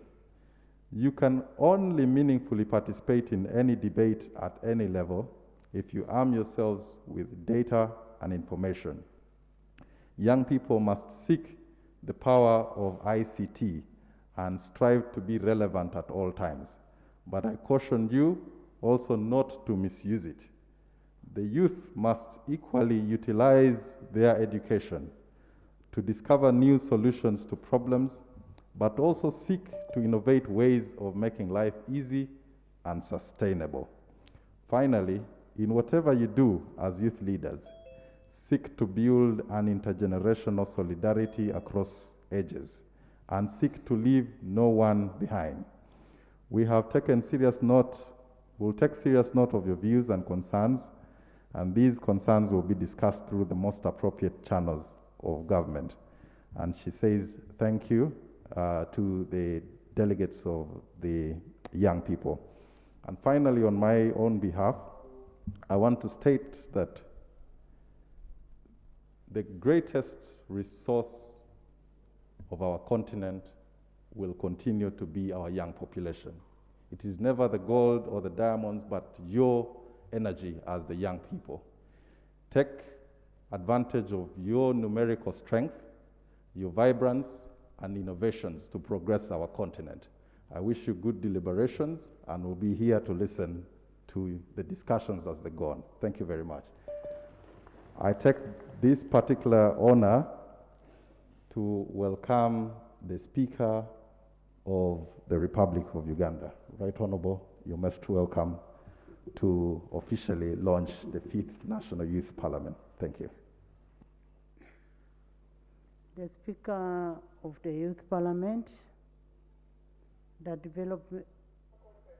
distinguished ambassadors and developed partners, the clerk to Parliament, the chairperson, National Youth Council, the representatives of the civil society, the youth, the young people present, distinguished guests that have been invited for this youth parliament, as Parliament of Uganda and as the Speaker of Parliament of Uganda, I wish to welcome all of you for this session, and I want to congratulate the young people for this session. It is on the same vein that I also want to congratulate the Speaker-elect, Right Honorable Nachigude Maria. Welcome and congratulations, and thank you for voting a lady. Most important, a lady.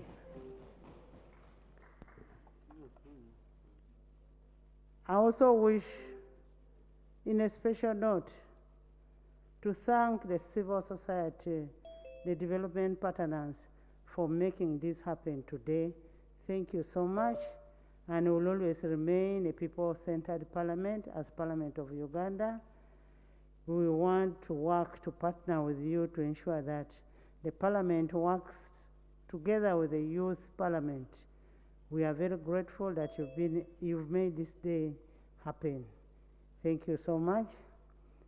The honorable members who are present, as he has said, your honorable members for a day or two, whatever it may be. When you're in a house, you need to maintain some sense of respect and decorum. If you don't agree with your colleague, you don't agree with anybody presenting, make sure there are right procedures for you to exercise your disagreement. So you don't just start making noise. I heard you making some noise for my clerk. That was wrong. You don't do that. If you're not satisfied, put up your hand, say procedure. Is it right to do A, B, C, D? That is a decent way of doing things. 2, COVID is still there. I request all the honorable members to put on your masks. Put on your masks. We must respect the SOPs. As a country with over 75% population that is with the age of below 30, it is critical that we use different approaches to address the challenges that affect the youth in Uganda. The approach that you're using now is a very good approach, that members of parliament here, the youth who are here, are able to express their challenges, whatever they are going through. The youth are able to express. And I want to tell you, it is only in this parliament, this small building here, where decisions are made. Whether good or bad, all the decisions that concern the country are made in this small building here. So I want to thank you for associating yourselves with this small building called the Parliament of Uganda. The challenges the youth have include the post-COVID-19 economic challenges. We have the climate change that is affecting agricultural output and the food security. The population growth, which greatly affects the living standards and creates the urban migration, rural-urban migration. The land ownership, I believe most of you have parents or yourselves that have land. Accessibility of loans with high interest rates, lack of access to social services, and lack of skills, among others. These are some of the things that are affecting our youth. We would be having a productive youth, but because of these challenges, the youth remain to be not successful. And as government of Uganda, I want to pledge, and as parliament, I want to pledge that we will have to make sure that the youth are included in the national agenda. I am aware of different efforts that have been put in place by government to address the challenge of youth livelihood programs like the green jobs from Minister of Gender, graduate volunteer schemes, and others. I am also happy that Honorable Court Boniface has brought a motion urging government to sort out the challenges that the youth have in Uganda, and that motion will be presented in the House on Tuesday. We do not do things because the youth are part of us. For us, we want to see how we support the youth, and we've given him all the necessary assistance that he wants in drafting it, and it is only left with the tabling on table, a debate, and we make resolutions that will be sent to executive. Without the youth, this government is nowhere. You're very, very important in society. And I really want to thank you for all the work that you're doing in making sure that we sustain our country. However, oftentimes the young people have asserted that they have not been consulted in engagement of policy making policy making. And this is why we are encouraging the youth parliament here. The resolutions that will have come out of your debate today, out of your deliberations, will be captured and sent to me for reconsideration. And we will send the resolutions to different ministries and make a follow-up that the ministries give a feedback on what they have done on the resolutions that you've derived today. We want an inclusion of the youth in whatever we do. So we are going to make sure it is not a top-down approach, now it is a down-top approach. Therefore, it is important for us to have this kind of fora and many others that include the youth and support the involvement of making the policy statements, and that creates an inclusion of you to influence the policy and legislative making of processes. I want to encourage you that you will need that kind of resolutions to be derived from here. If you talk about the eastern region, I saw the eastern region, central, northern. This, you should be able to bring all issues that concern your areas. Now look like what is happening now, the floods. If you talk about Bugisu, you talk about Teso, it's affected by floods. So one of your solutions should be your involvement in ensuring that an action is taken in those areas. So as a youth, I urge you to do that. There are so many opportunities there, but there are no people who are following it up. There are jobs, green jobs. Young people, there is money that has been provided for. For instance, the PDM, you must have a percentage that goes to the youth. When we're debating the issue of PDM here, we said we must have a percentage that goes to the youth and a percentage that goes to the women. We will not allow to be just put to work with everybody. And I was meeting people with disabilities this morning in my office, and people with disabilities, you can't put them anyhow with anybody. You need to have a percentage too that goes for people with disabilities. I urge all the stakeholders to prioritize on the youth question and devise the intervention that will empower the youth. The development partners want you to develop the youth by intervening on whatever they do. To you, the youth, please take an interest to participate in different opportunities. There are so many opportunities outside there. And those opportunities, like I've already said, the PDM. You need somebody, somebody who is hardworking to get what you want. If you sit back and say, I am a youth, I don't know what to do, I don't have what to do, then you will not develop.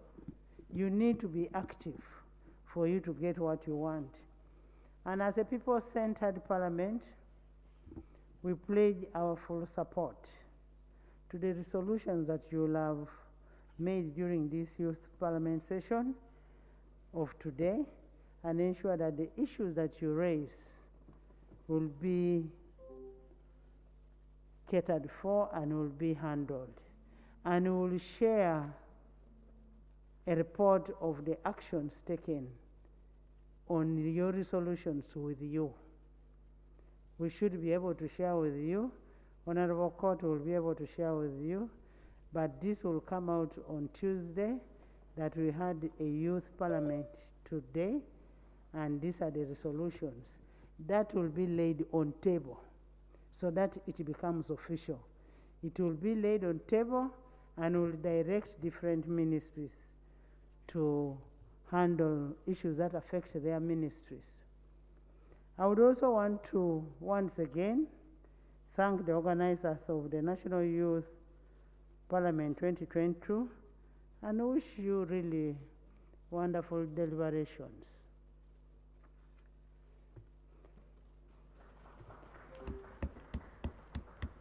As I conclude, I want to take this singular honor to officially invite the Speaker of the Youth Parliament to go and take over her seat and now chair the House.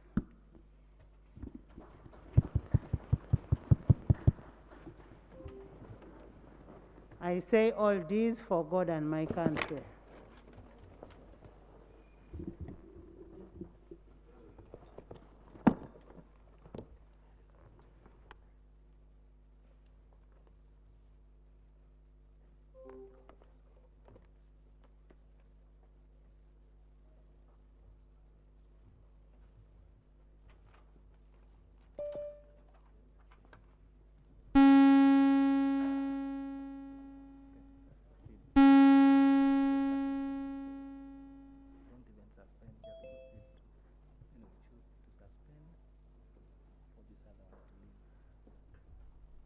The House will be suspended for 5 minutes to allow the different dignitaries to leave.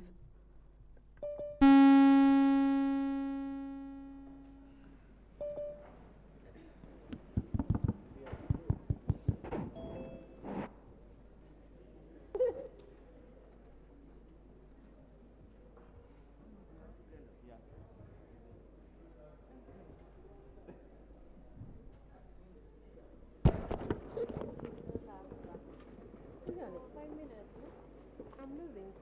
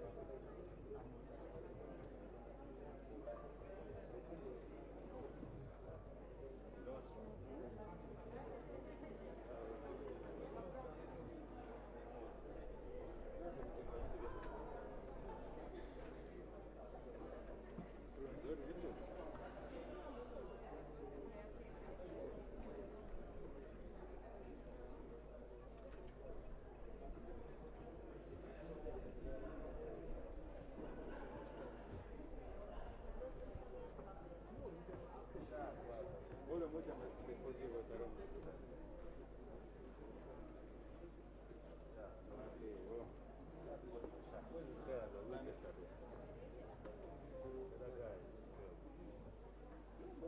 actually, I couldn't tell you.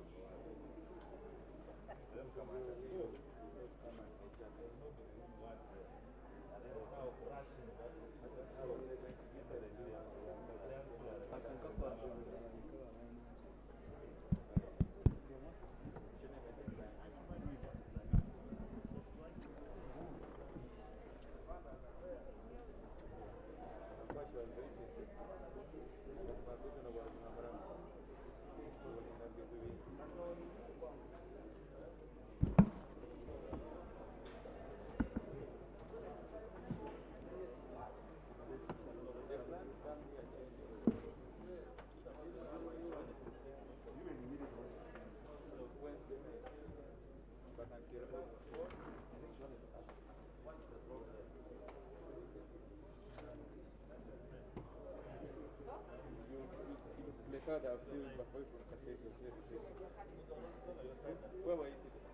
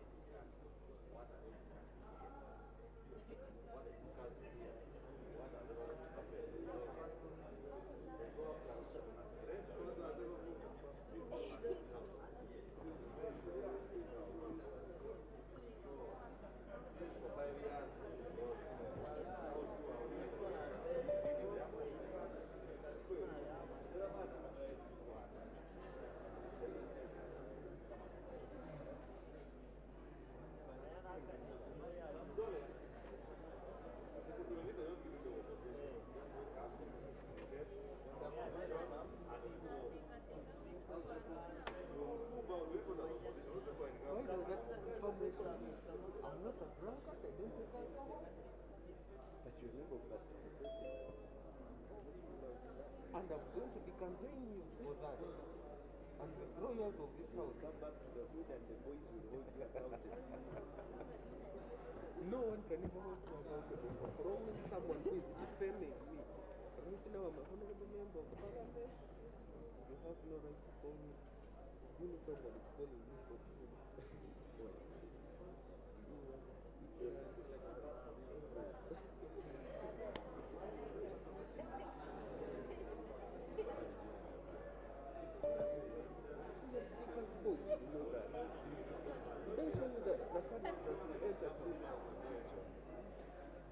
Chamber. But that's what. But me, they didn't even check me, and I didn't check that. For us, we just don't. We have an opportunity. But they all. I leave the boys then.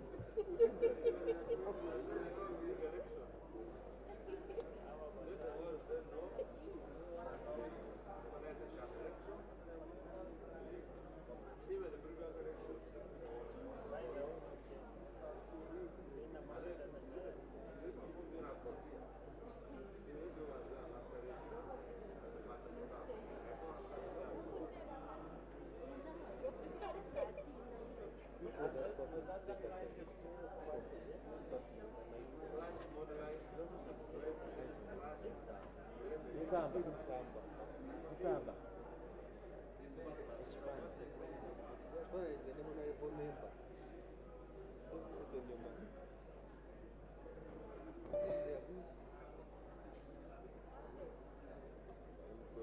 Samba.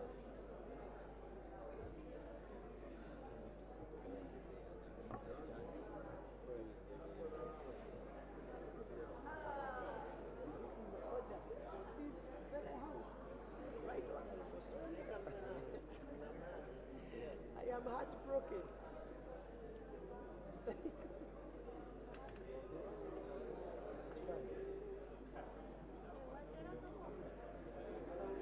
Unaware.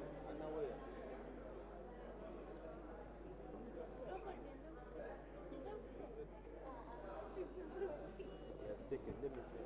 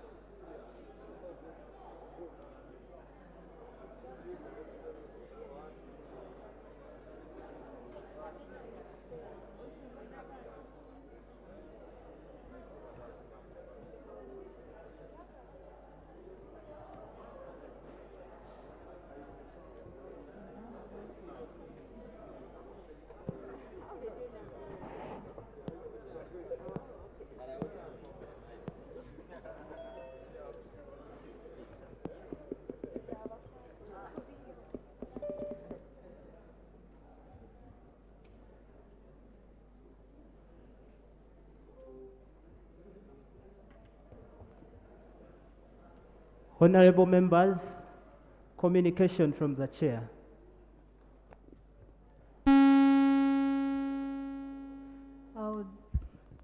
I'd like to welcome everyone for the 5th National Youth Parliament and thank all of you for entrusting me with the office of the National Youth Parliament Speaker.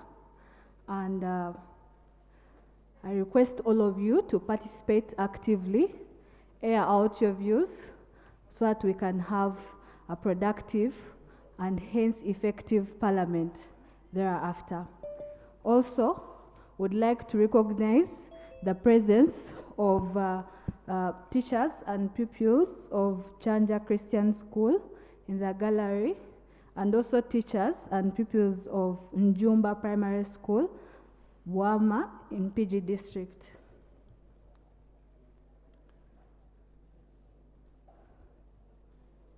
We can proceed with the order.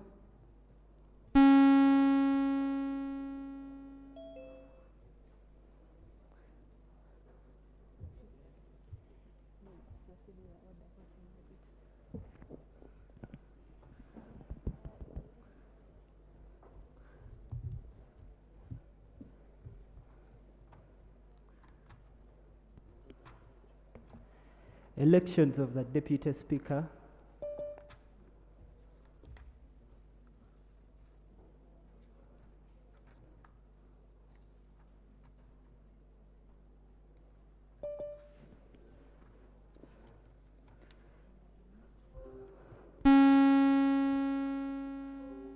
Pursuant to order number 6 of the rules of procedure, we are supposed to have the election of the speaker. And I'll therefore, Deputy Speaker, so I'll therefore call for nominations, but let us do this very fast so that we can proceed. Procedure. Privilege. Procedure. Yeah, thank you very much, Madam Speaker, for this latitude. My name is Oremo Dwe. I'm a youth leader from Dokolo District. I'm basically here on this platform, on the floor of Parliament, Uganda, to nominate Rubankene Francis Shah for the position of Deputy Speaker of the 5th National Youth Parliament. Rubankene David Shah is a very dignified young man, a man of impeccable character, and an advocate of the youth.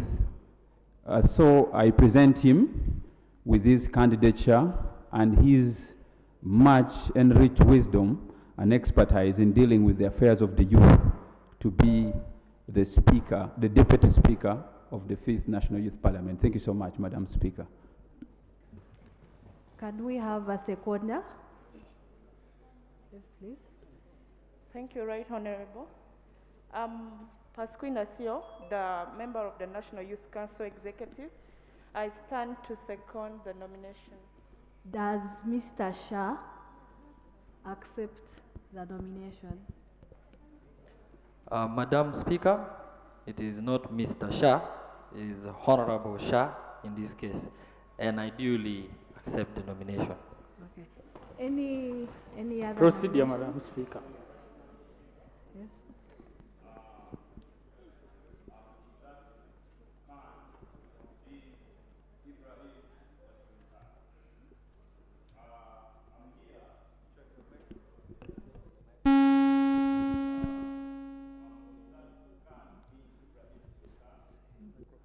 It's his. Like that?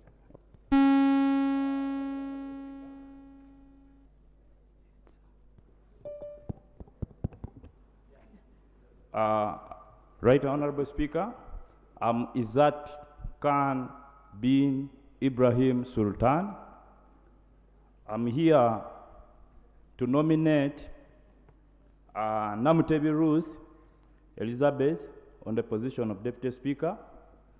I don't want to speak much about her, but I want to say she's a mother, and you know what I mean by a mother. I don't want to speak it. Can we have someone to second? Do we have a seconder? Yes, please, Honorable. Thank you very much, Right Honorable Speaker. I second the nomination of... What is your name? I'm called Darren Namatov. I second the nomination. Any other nomination? Yes, Honorable? Yes. Yes, Honorable Speaker. I'm Mwendo Cosmas from Kasese, and I've stood up to submit to you an integrity lady, and so serious and active, Nyaburu Justin. Procedure. My name is Rugumayo. I raise on a matter of procedure. A member has been nominated, but we do not know if she accepts or declines the nomination. Before we proceed to the next item of another nomination, we beg to know whether she is available for. Thank you, Honorable. Does Honorable Namtevi Ruth accept the nomination? Right, Honorable Speaker. Honorable Namtevi Ruth Elizabeth accepts. Thank you. So I think I proceed. So I had risen the name of Nyaburu Justin, and I would wish we members of Parliament, of this youth Parliament, to really support her. Thank you.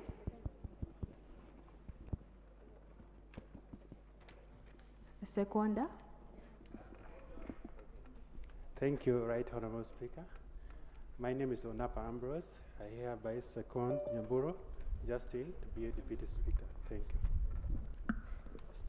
you. Does the Honorable accept the nomination? Good afternoon, honorable members and Order. the right speaker. Order accepted.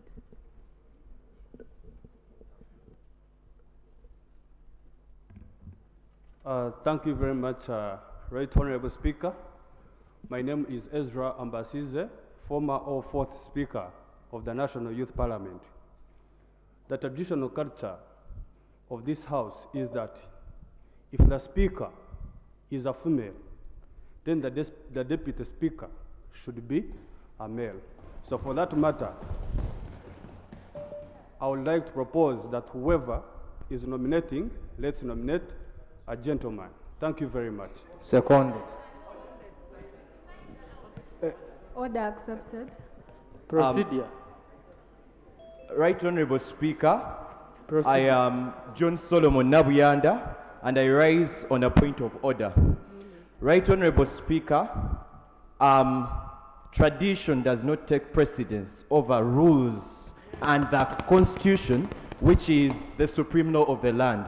Right Honorable Speaker, as I sit down on this point of order, I want to note that the Constitution is very clear when it speaks against discrimination.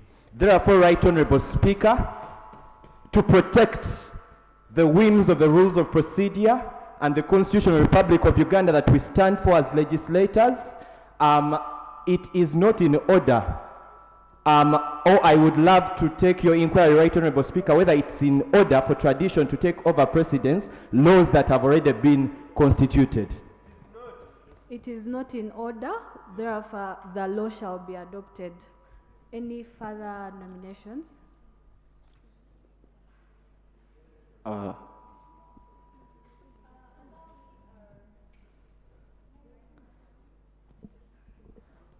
Allow me, Honorable Speaker, to accept the nomination as the Deputy Speaker of the 5th cohort.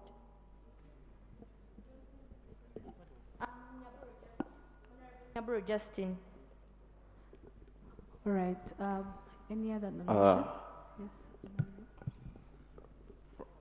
Right Honorable Speaker, by the name Zambirungi Miria, representing the youth of Kaliro District, Soga Sub-Region, Eastern Region. I'm here by nominating Honorable Kamanzi Enoka. Thank you. For Deputy Speaker. Anyone to second? Right Honorable Speaker, I'm here in the disability section. My name is Chigenyi Rashid. I'm the representative of Youth with Disabilities, Ginger City. I'm seconding Enoch Kamanzi for Deputy Speakership. Thank you. Okay. Nominations. Notice that we have some people online, so we'll be giving an opportunity to Kimara Harmony. Yes, Kimara, your hand is up.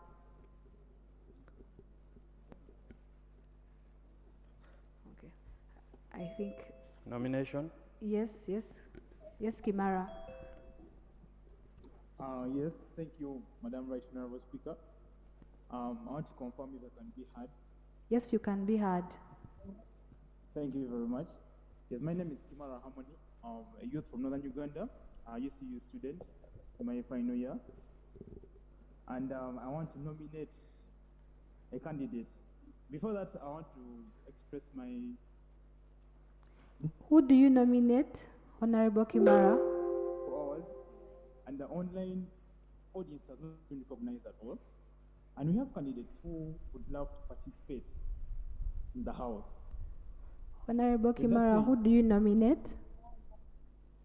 I am nominating Mr. Owen Innocent Kidega for the position of Deputy Speaker of the 5th National Youth Parliament. Thank you very much. Anyone to second Kidega? Honorable Kidega? Is Honorable Kidega in the House? Procedure. Nomination. Right Honorable Speaker, procedure. Procedure. Right Honorable Speaker, I'm right here on your right hand. I would request that when a candidate is nominated, the candidate is asked to accept the nomination before the secondment. That would look more legitimate. Motion. Nomination. Motion accepted. Thank you, Right Honorable Speaker. My name is Daniel Olara from Gulu City. I move a motion that the nomination for Deputy Speaker should be closed. Nomination. Seconded. Nomination, Seconding. Right Honorable Speaker. Anyone to... Seconding. Nomination. Seconded. Right Nomination, Thank you, Right Honorable Honorable. Speaker. Thank you, Right Honorable Madam Speaker. My name is Chipaya Dennis, and my constituency is Uganda National Students Association, and I stand up to second the motion to support the nominations closed. Thank you. We have to first dispose of the motion that was raised. So if there is anyone who seconds the motion to close, they can second it. And if it is not, then we can proceed.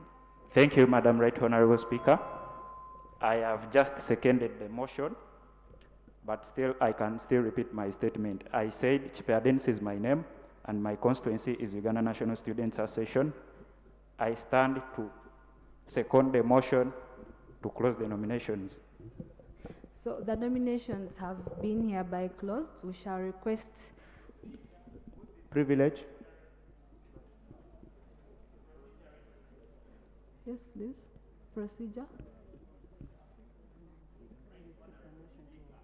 The motion has been presented and seconded. Procedurally, we are supposed to vote on it, and rather not a ruling, because it's not a point of order where you rule on whether it's in order or not, but a motion to be voted on by the House. Thank you, Right Honorable. The motion shall proceed to be voted on by the House. Those that are in favor of closing the nomination can put up their hands. Clerk, kindly count.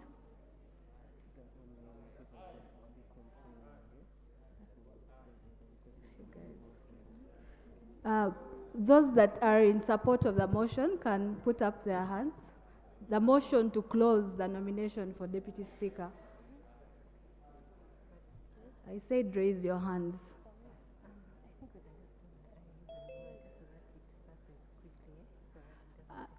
And those that are not in favor? So the nomination can be closed. And then let us request the Point of privilege. Let us request the members to come Privilege. forward and denied. Can we have the members to come up front for us to hear from them? You have 1 minute to talk to the House, and then we shall proceed with the voting. Can we have Honorable Francis Shah, Honorable Namutebi Ruth, Honorable Nyaburu Justin, and Honorable Kamanzi Enoch. Please come forward. You have only 1 minute to convince the House, and after that you shall be guided out. Can we do that very quickly? So we shall start with Honorable Francis Shah. You have- Procedure. Procedure accepted.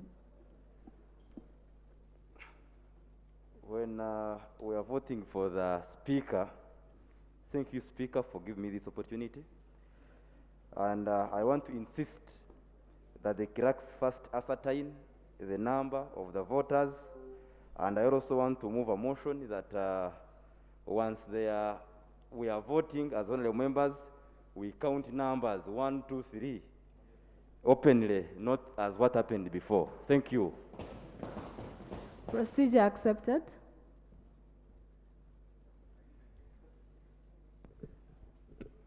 Thank you, Madam Speaker.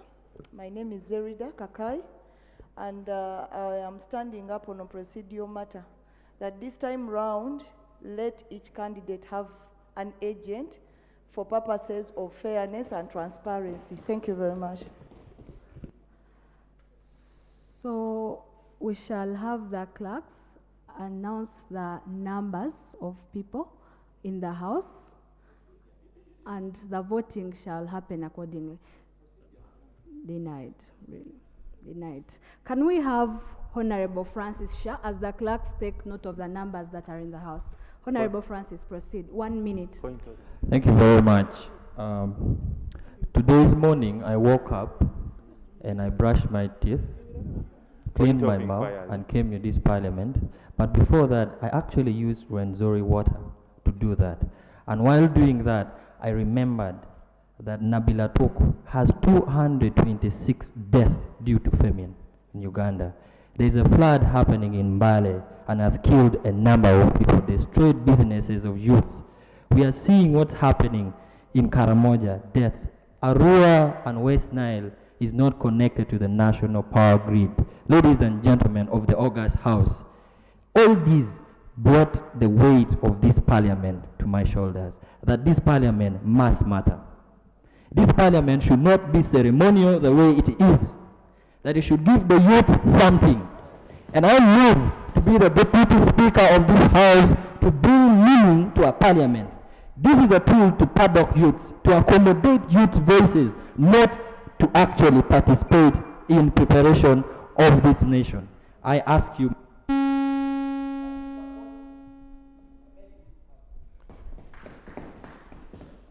Can we have Honorable Namtevi Ruth?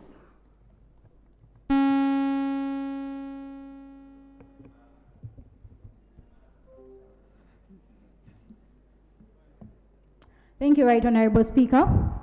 Thank you, members of Parliament. I am representing the people of Central. My name is Honorable Namtevi Ruth Elizabeth. Professionally, I happen to be an architect, but I'm also a great public speaker. I also volunteer as a social worker with people living with HIV like me. In the previous Parliament, in the previous sitting, I happened to move the first motion, which was to do with teenage pregnancies. And courtesy of that, I was able to advocate for people like you and me. I am a voice for the voiceless.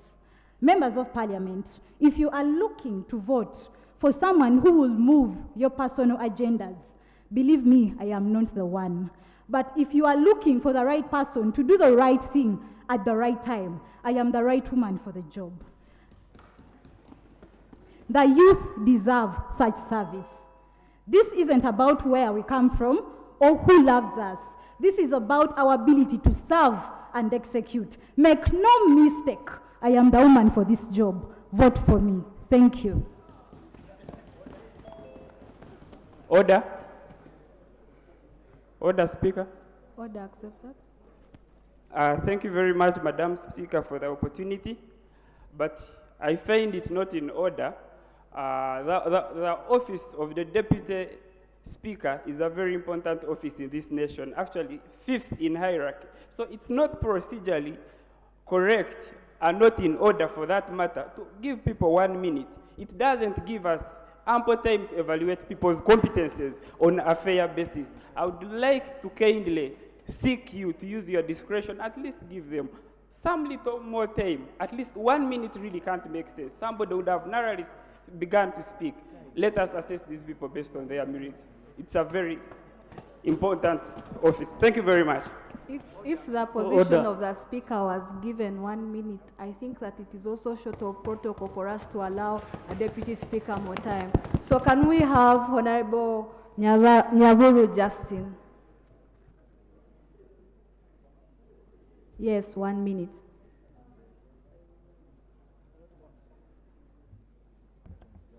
Good afternoon, honorable members.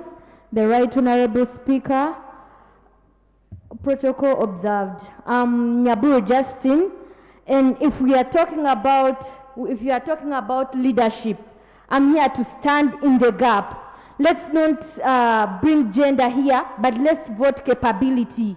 I came from Makerere University, but right away from Tororo, representing the people of Eastern Uganda.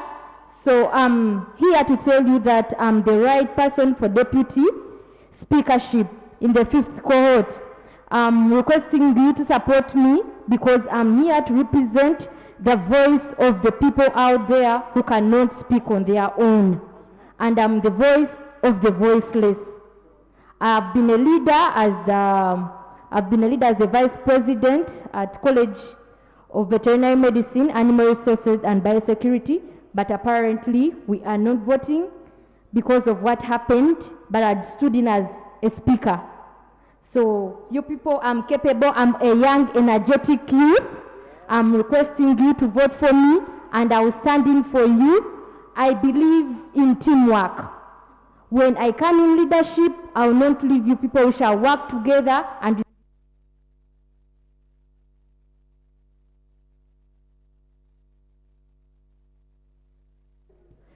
Can we now have Honorable Kamanzi Enoch?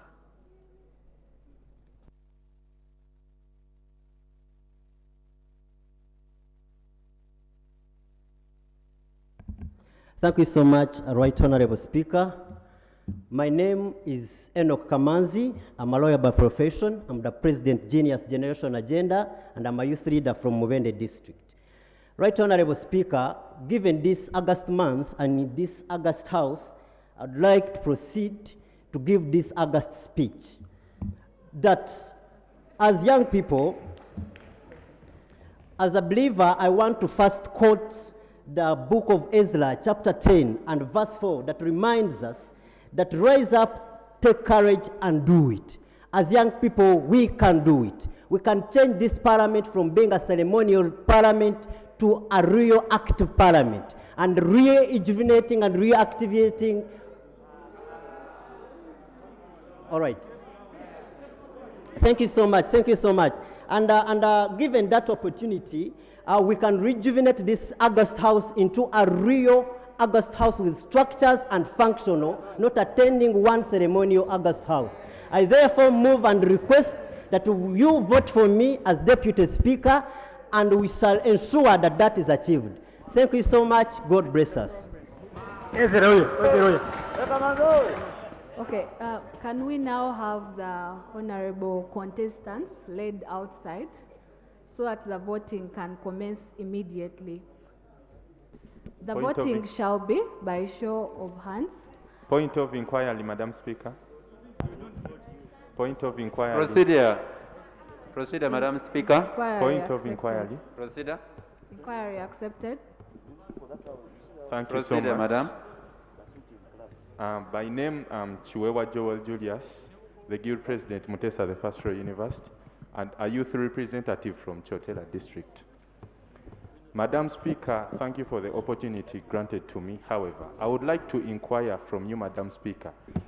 Are the people online going to also vote, be engaged? Because I've seen you, engaging on them as they have been giving their submissions, and they intended to bring participants, all people, to come and contest for the positions. Are they going to vote, or it's going to be as it has been before for the speakership as they were contesting, that we shall not count on them? Thank you.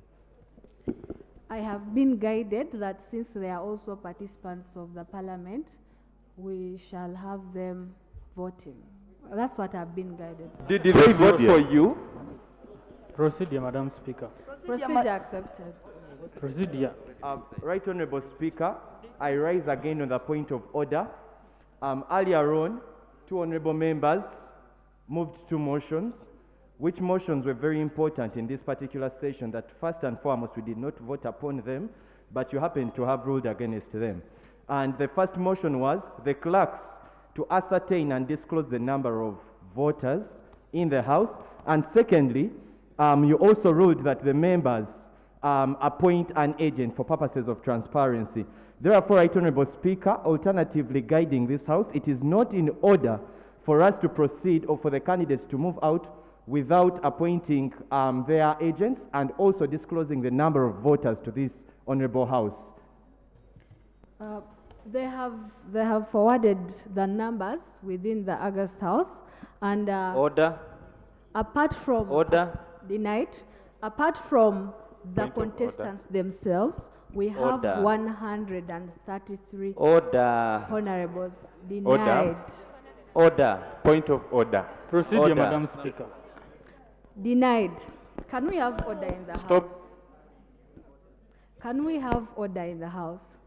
So on the issue of how many people we have 133 physical, but since there has been a lot of contestation on online voting, people suggest, or the motions was ruled in favor that the online votes be ignored. So the same rules are going to proceed for Order. the House. What is the order? Procedure, Madam Speaker. Who raised the point of order? Please proceed. Madam Speaker, I believe it being a National Youth Parliament, this is a platform whereby we need to do corrections.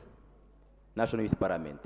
So even when we have moved the motions, do this and do that, and they're trying to be kicked aside because of the power, I'd want to demand that we know the numbers present by count of the heads physically, and that should be done by the clerk.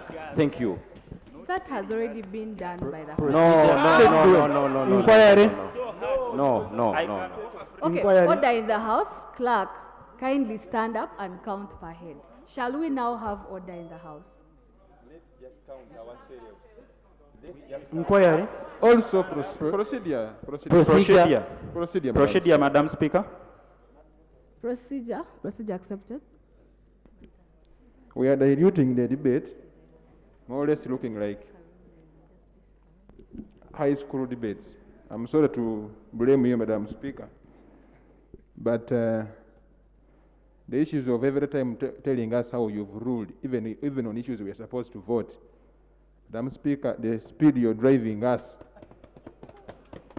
We are looking like high school kids here. Let's try to, raise the standard of our debate. Please, when on the motions, if you are supposed to vote, let's vote. Issues of just ruling, Madam Speaker, you're diluting our debate. Thank you. Procedure, Madam Speaker. Madam Speaker, procedure. Denied in the interest of time. Madam Ladies Speaker, and gentlemen, procedure. Madam Speaker, We are not on hurry. Can we have order in the House? You asked that we count the people in the House. Most of you keep moving around. We do not understand how you expect this person to count even when you're moving up and down. And again, we do not have a lot of time. Notice how we have not even started on the motions yet that are very key and fundamental. So in the spirit of achieving what the Parliament is about, I beg that we maintain some sort of order, get the voting done, and get to the substantive matter, unless all of you came here to vote, really. So let us have the counting happen. Denied. Let us have the counting happen, and we proceed with the voting. Madam Speaker, as the counting is going on. Denied. Madam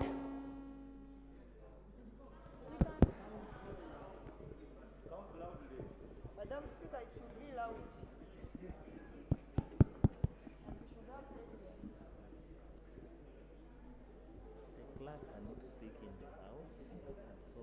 No. Point of order, Madam Speaker.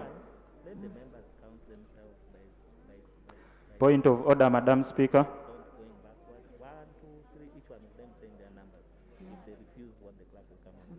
Point of order, Madam.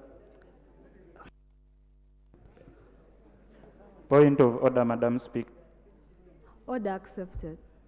Thank you, Right Honorable Speaker. I want to move on to great irregularities we are conducting as a House. One, we have our fellow honorable colleagues online. These are duly honorable members as we are. They have privileges and rights as we have. The other reason that they did not get a chance, it was because they had technical issues. So there is no any reason you can deny them a chance and a right to vote. Secondly, Madam Speaker, as contestants, we are being told to get out when we are going to vote, which means that we are being denied our right to vote ourselves. Thank you so much. Order denied.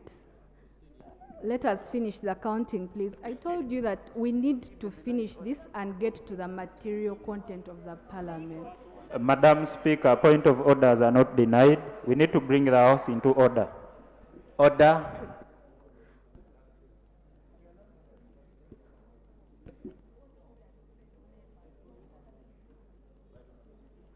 Order is denied.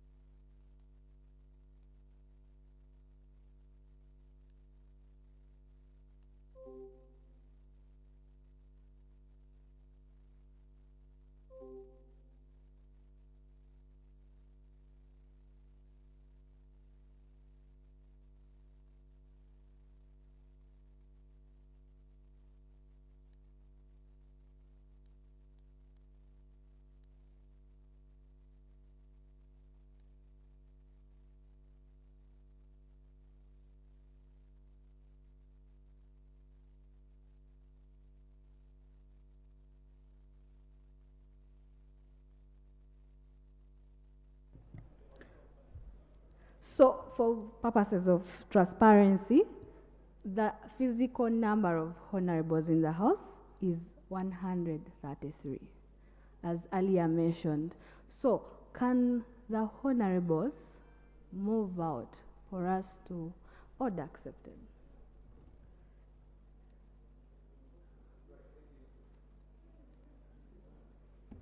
Thank you so much, Madam Speaker, once again for the opportunity you've given me.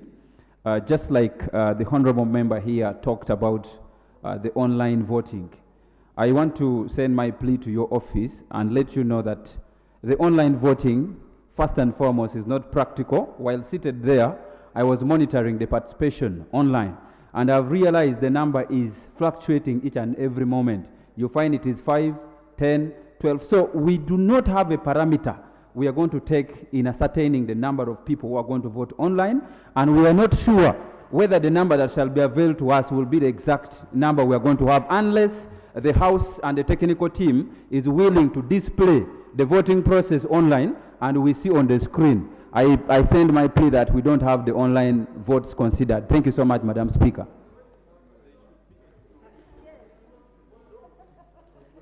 So as earlier, I have already been guided that we are going to follow the same procedure as it was for Speaker, and thereafter disregard the online voting. So can the honorables move out? Okay, we do not have time, and it is going to be an open election. All of you will witness. So really, appointing of agents is a matter of delay. Can the honorables be laid outside?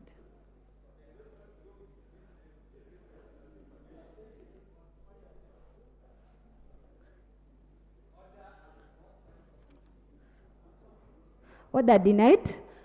Can we confirm that everyone is outside? At least far away?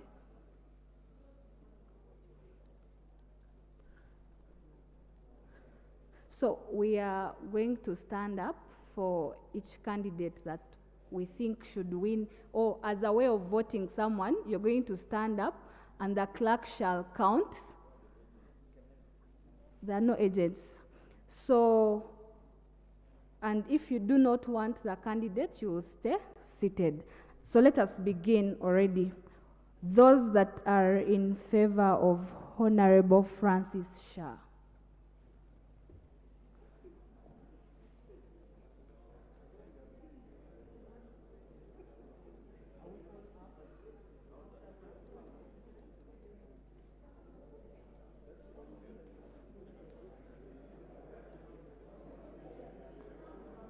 Can we have order in the House to enable the counting go on smoothly?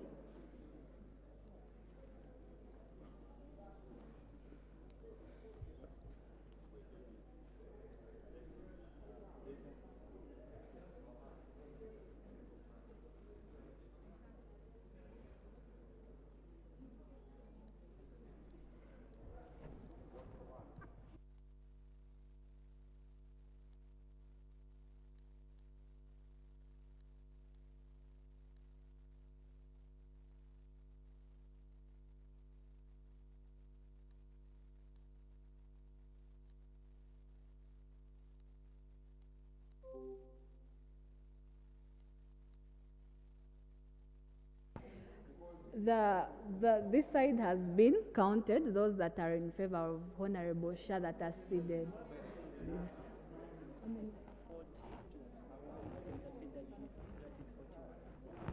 Honorable Shah has 41 votes. Now, can we have those that are in favor? No. Honorable Shah this side.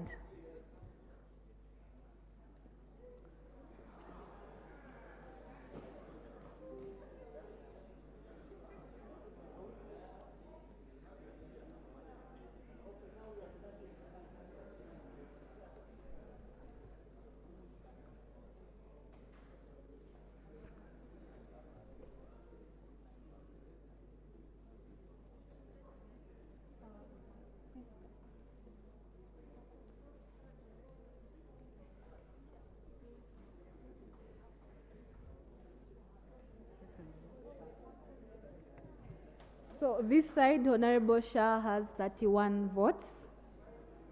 Can we now move to those that support Honorable Namutebi Ruth on this side?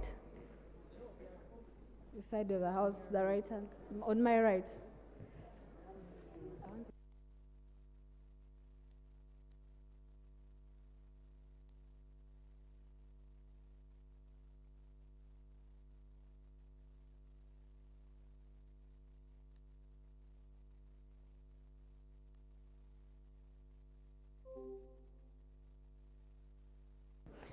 Can we now have the voters of Honorable Namutebi Ruth from the left-hand side of the House?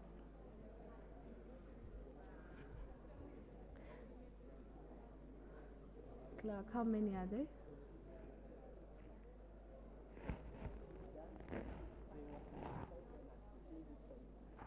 So, 3 on the right-hand side and 3 on the left-hand side.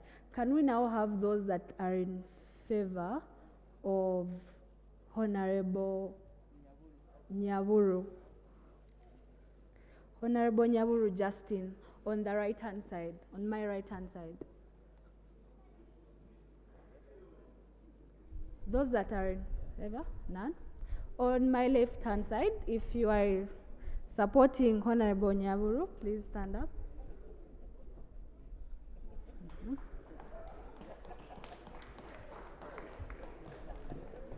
Can we now have those that are in favor of Honorable Kamanzi Enoch on my right-hand side?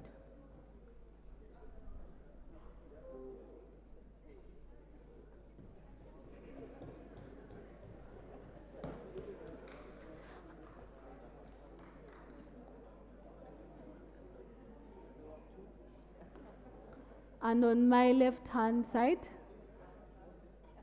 those in favor of Honorable Kamanzi Enoch.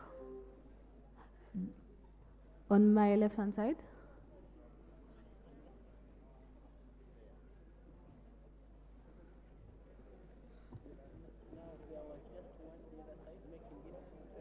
For who? Okay, make the total and send me the list. We can now have the members back to Parliament.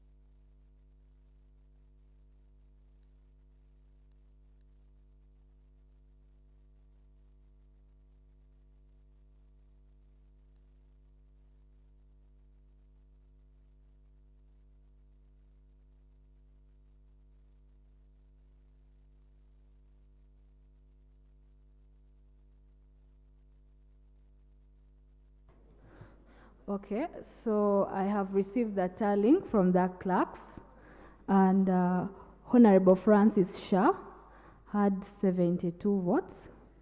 Honorable Namutebi Ruth had 6 votes. Honorable Nyamiru Justin had 2 votes, and Honorable Kamaz Enoch had 7 votes. So the winner is Honorable Francis Shah. You will proceed forward and you'll be handed the instruments, after which you will take the oath.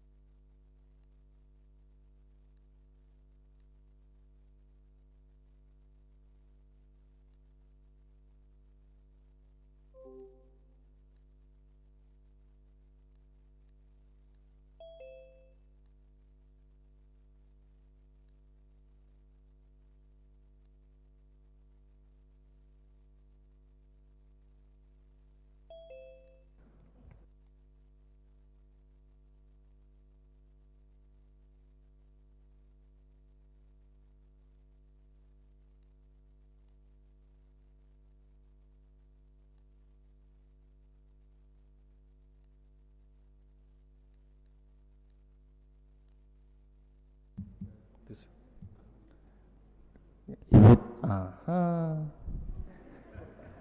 Ladies and gentlemen, shall we? Okay.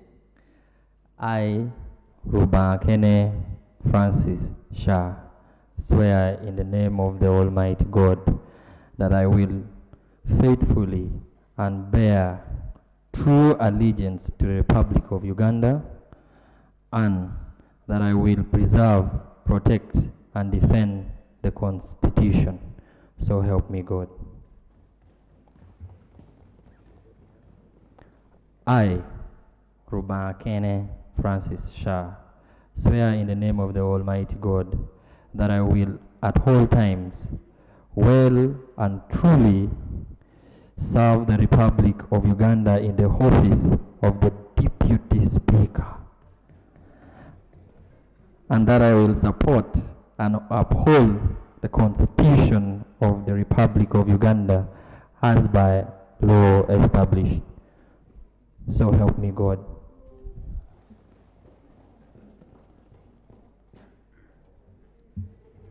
Honorable Shah. Instruments.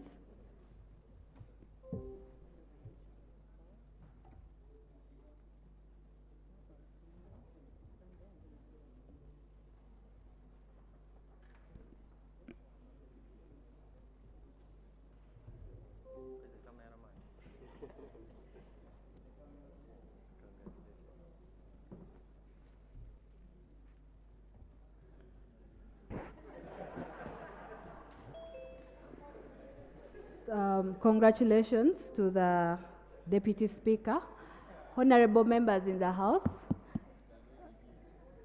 Parliament. The House has been suspended for a few minutes, so we're going to come back and then debate the motions. Procedure, Madam. Order.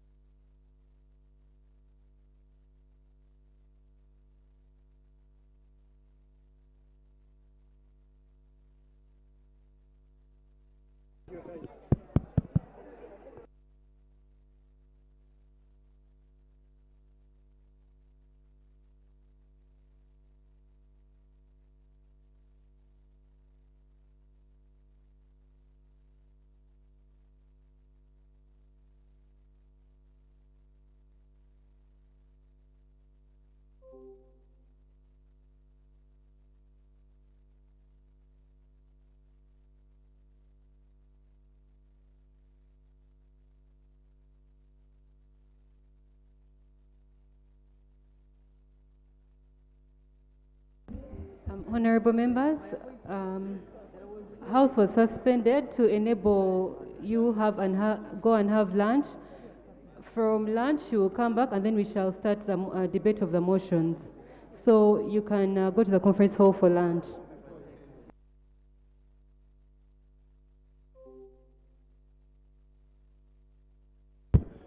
Now the journey has started. How is it?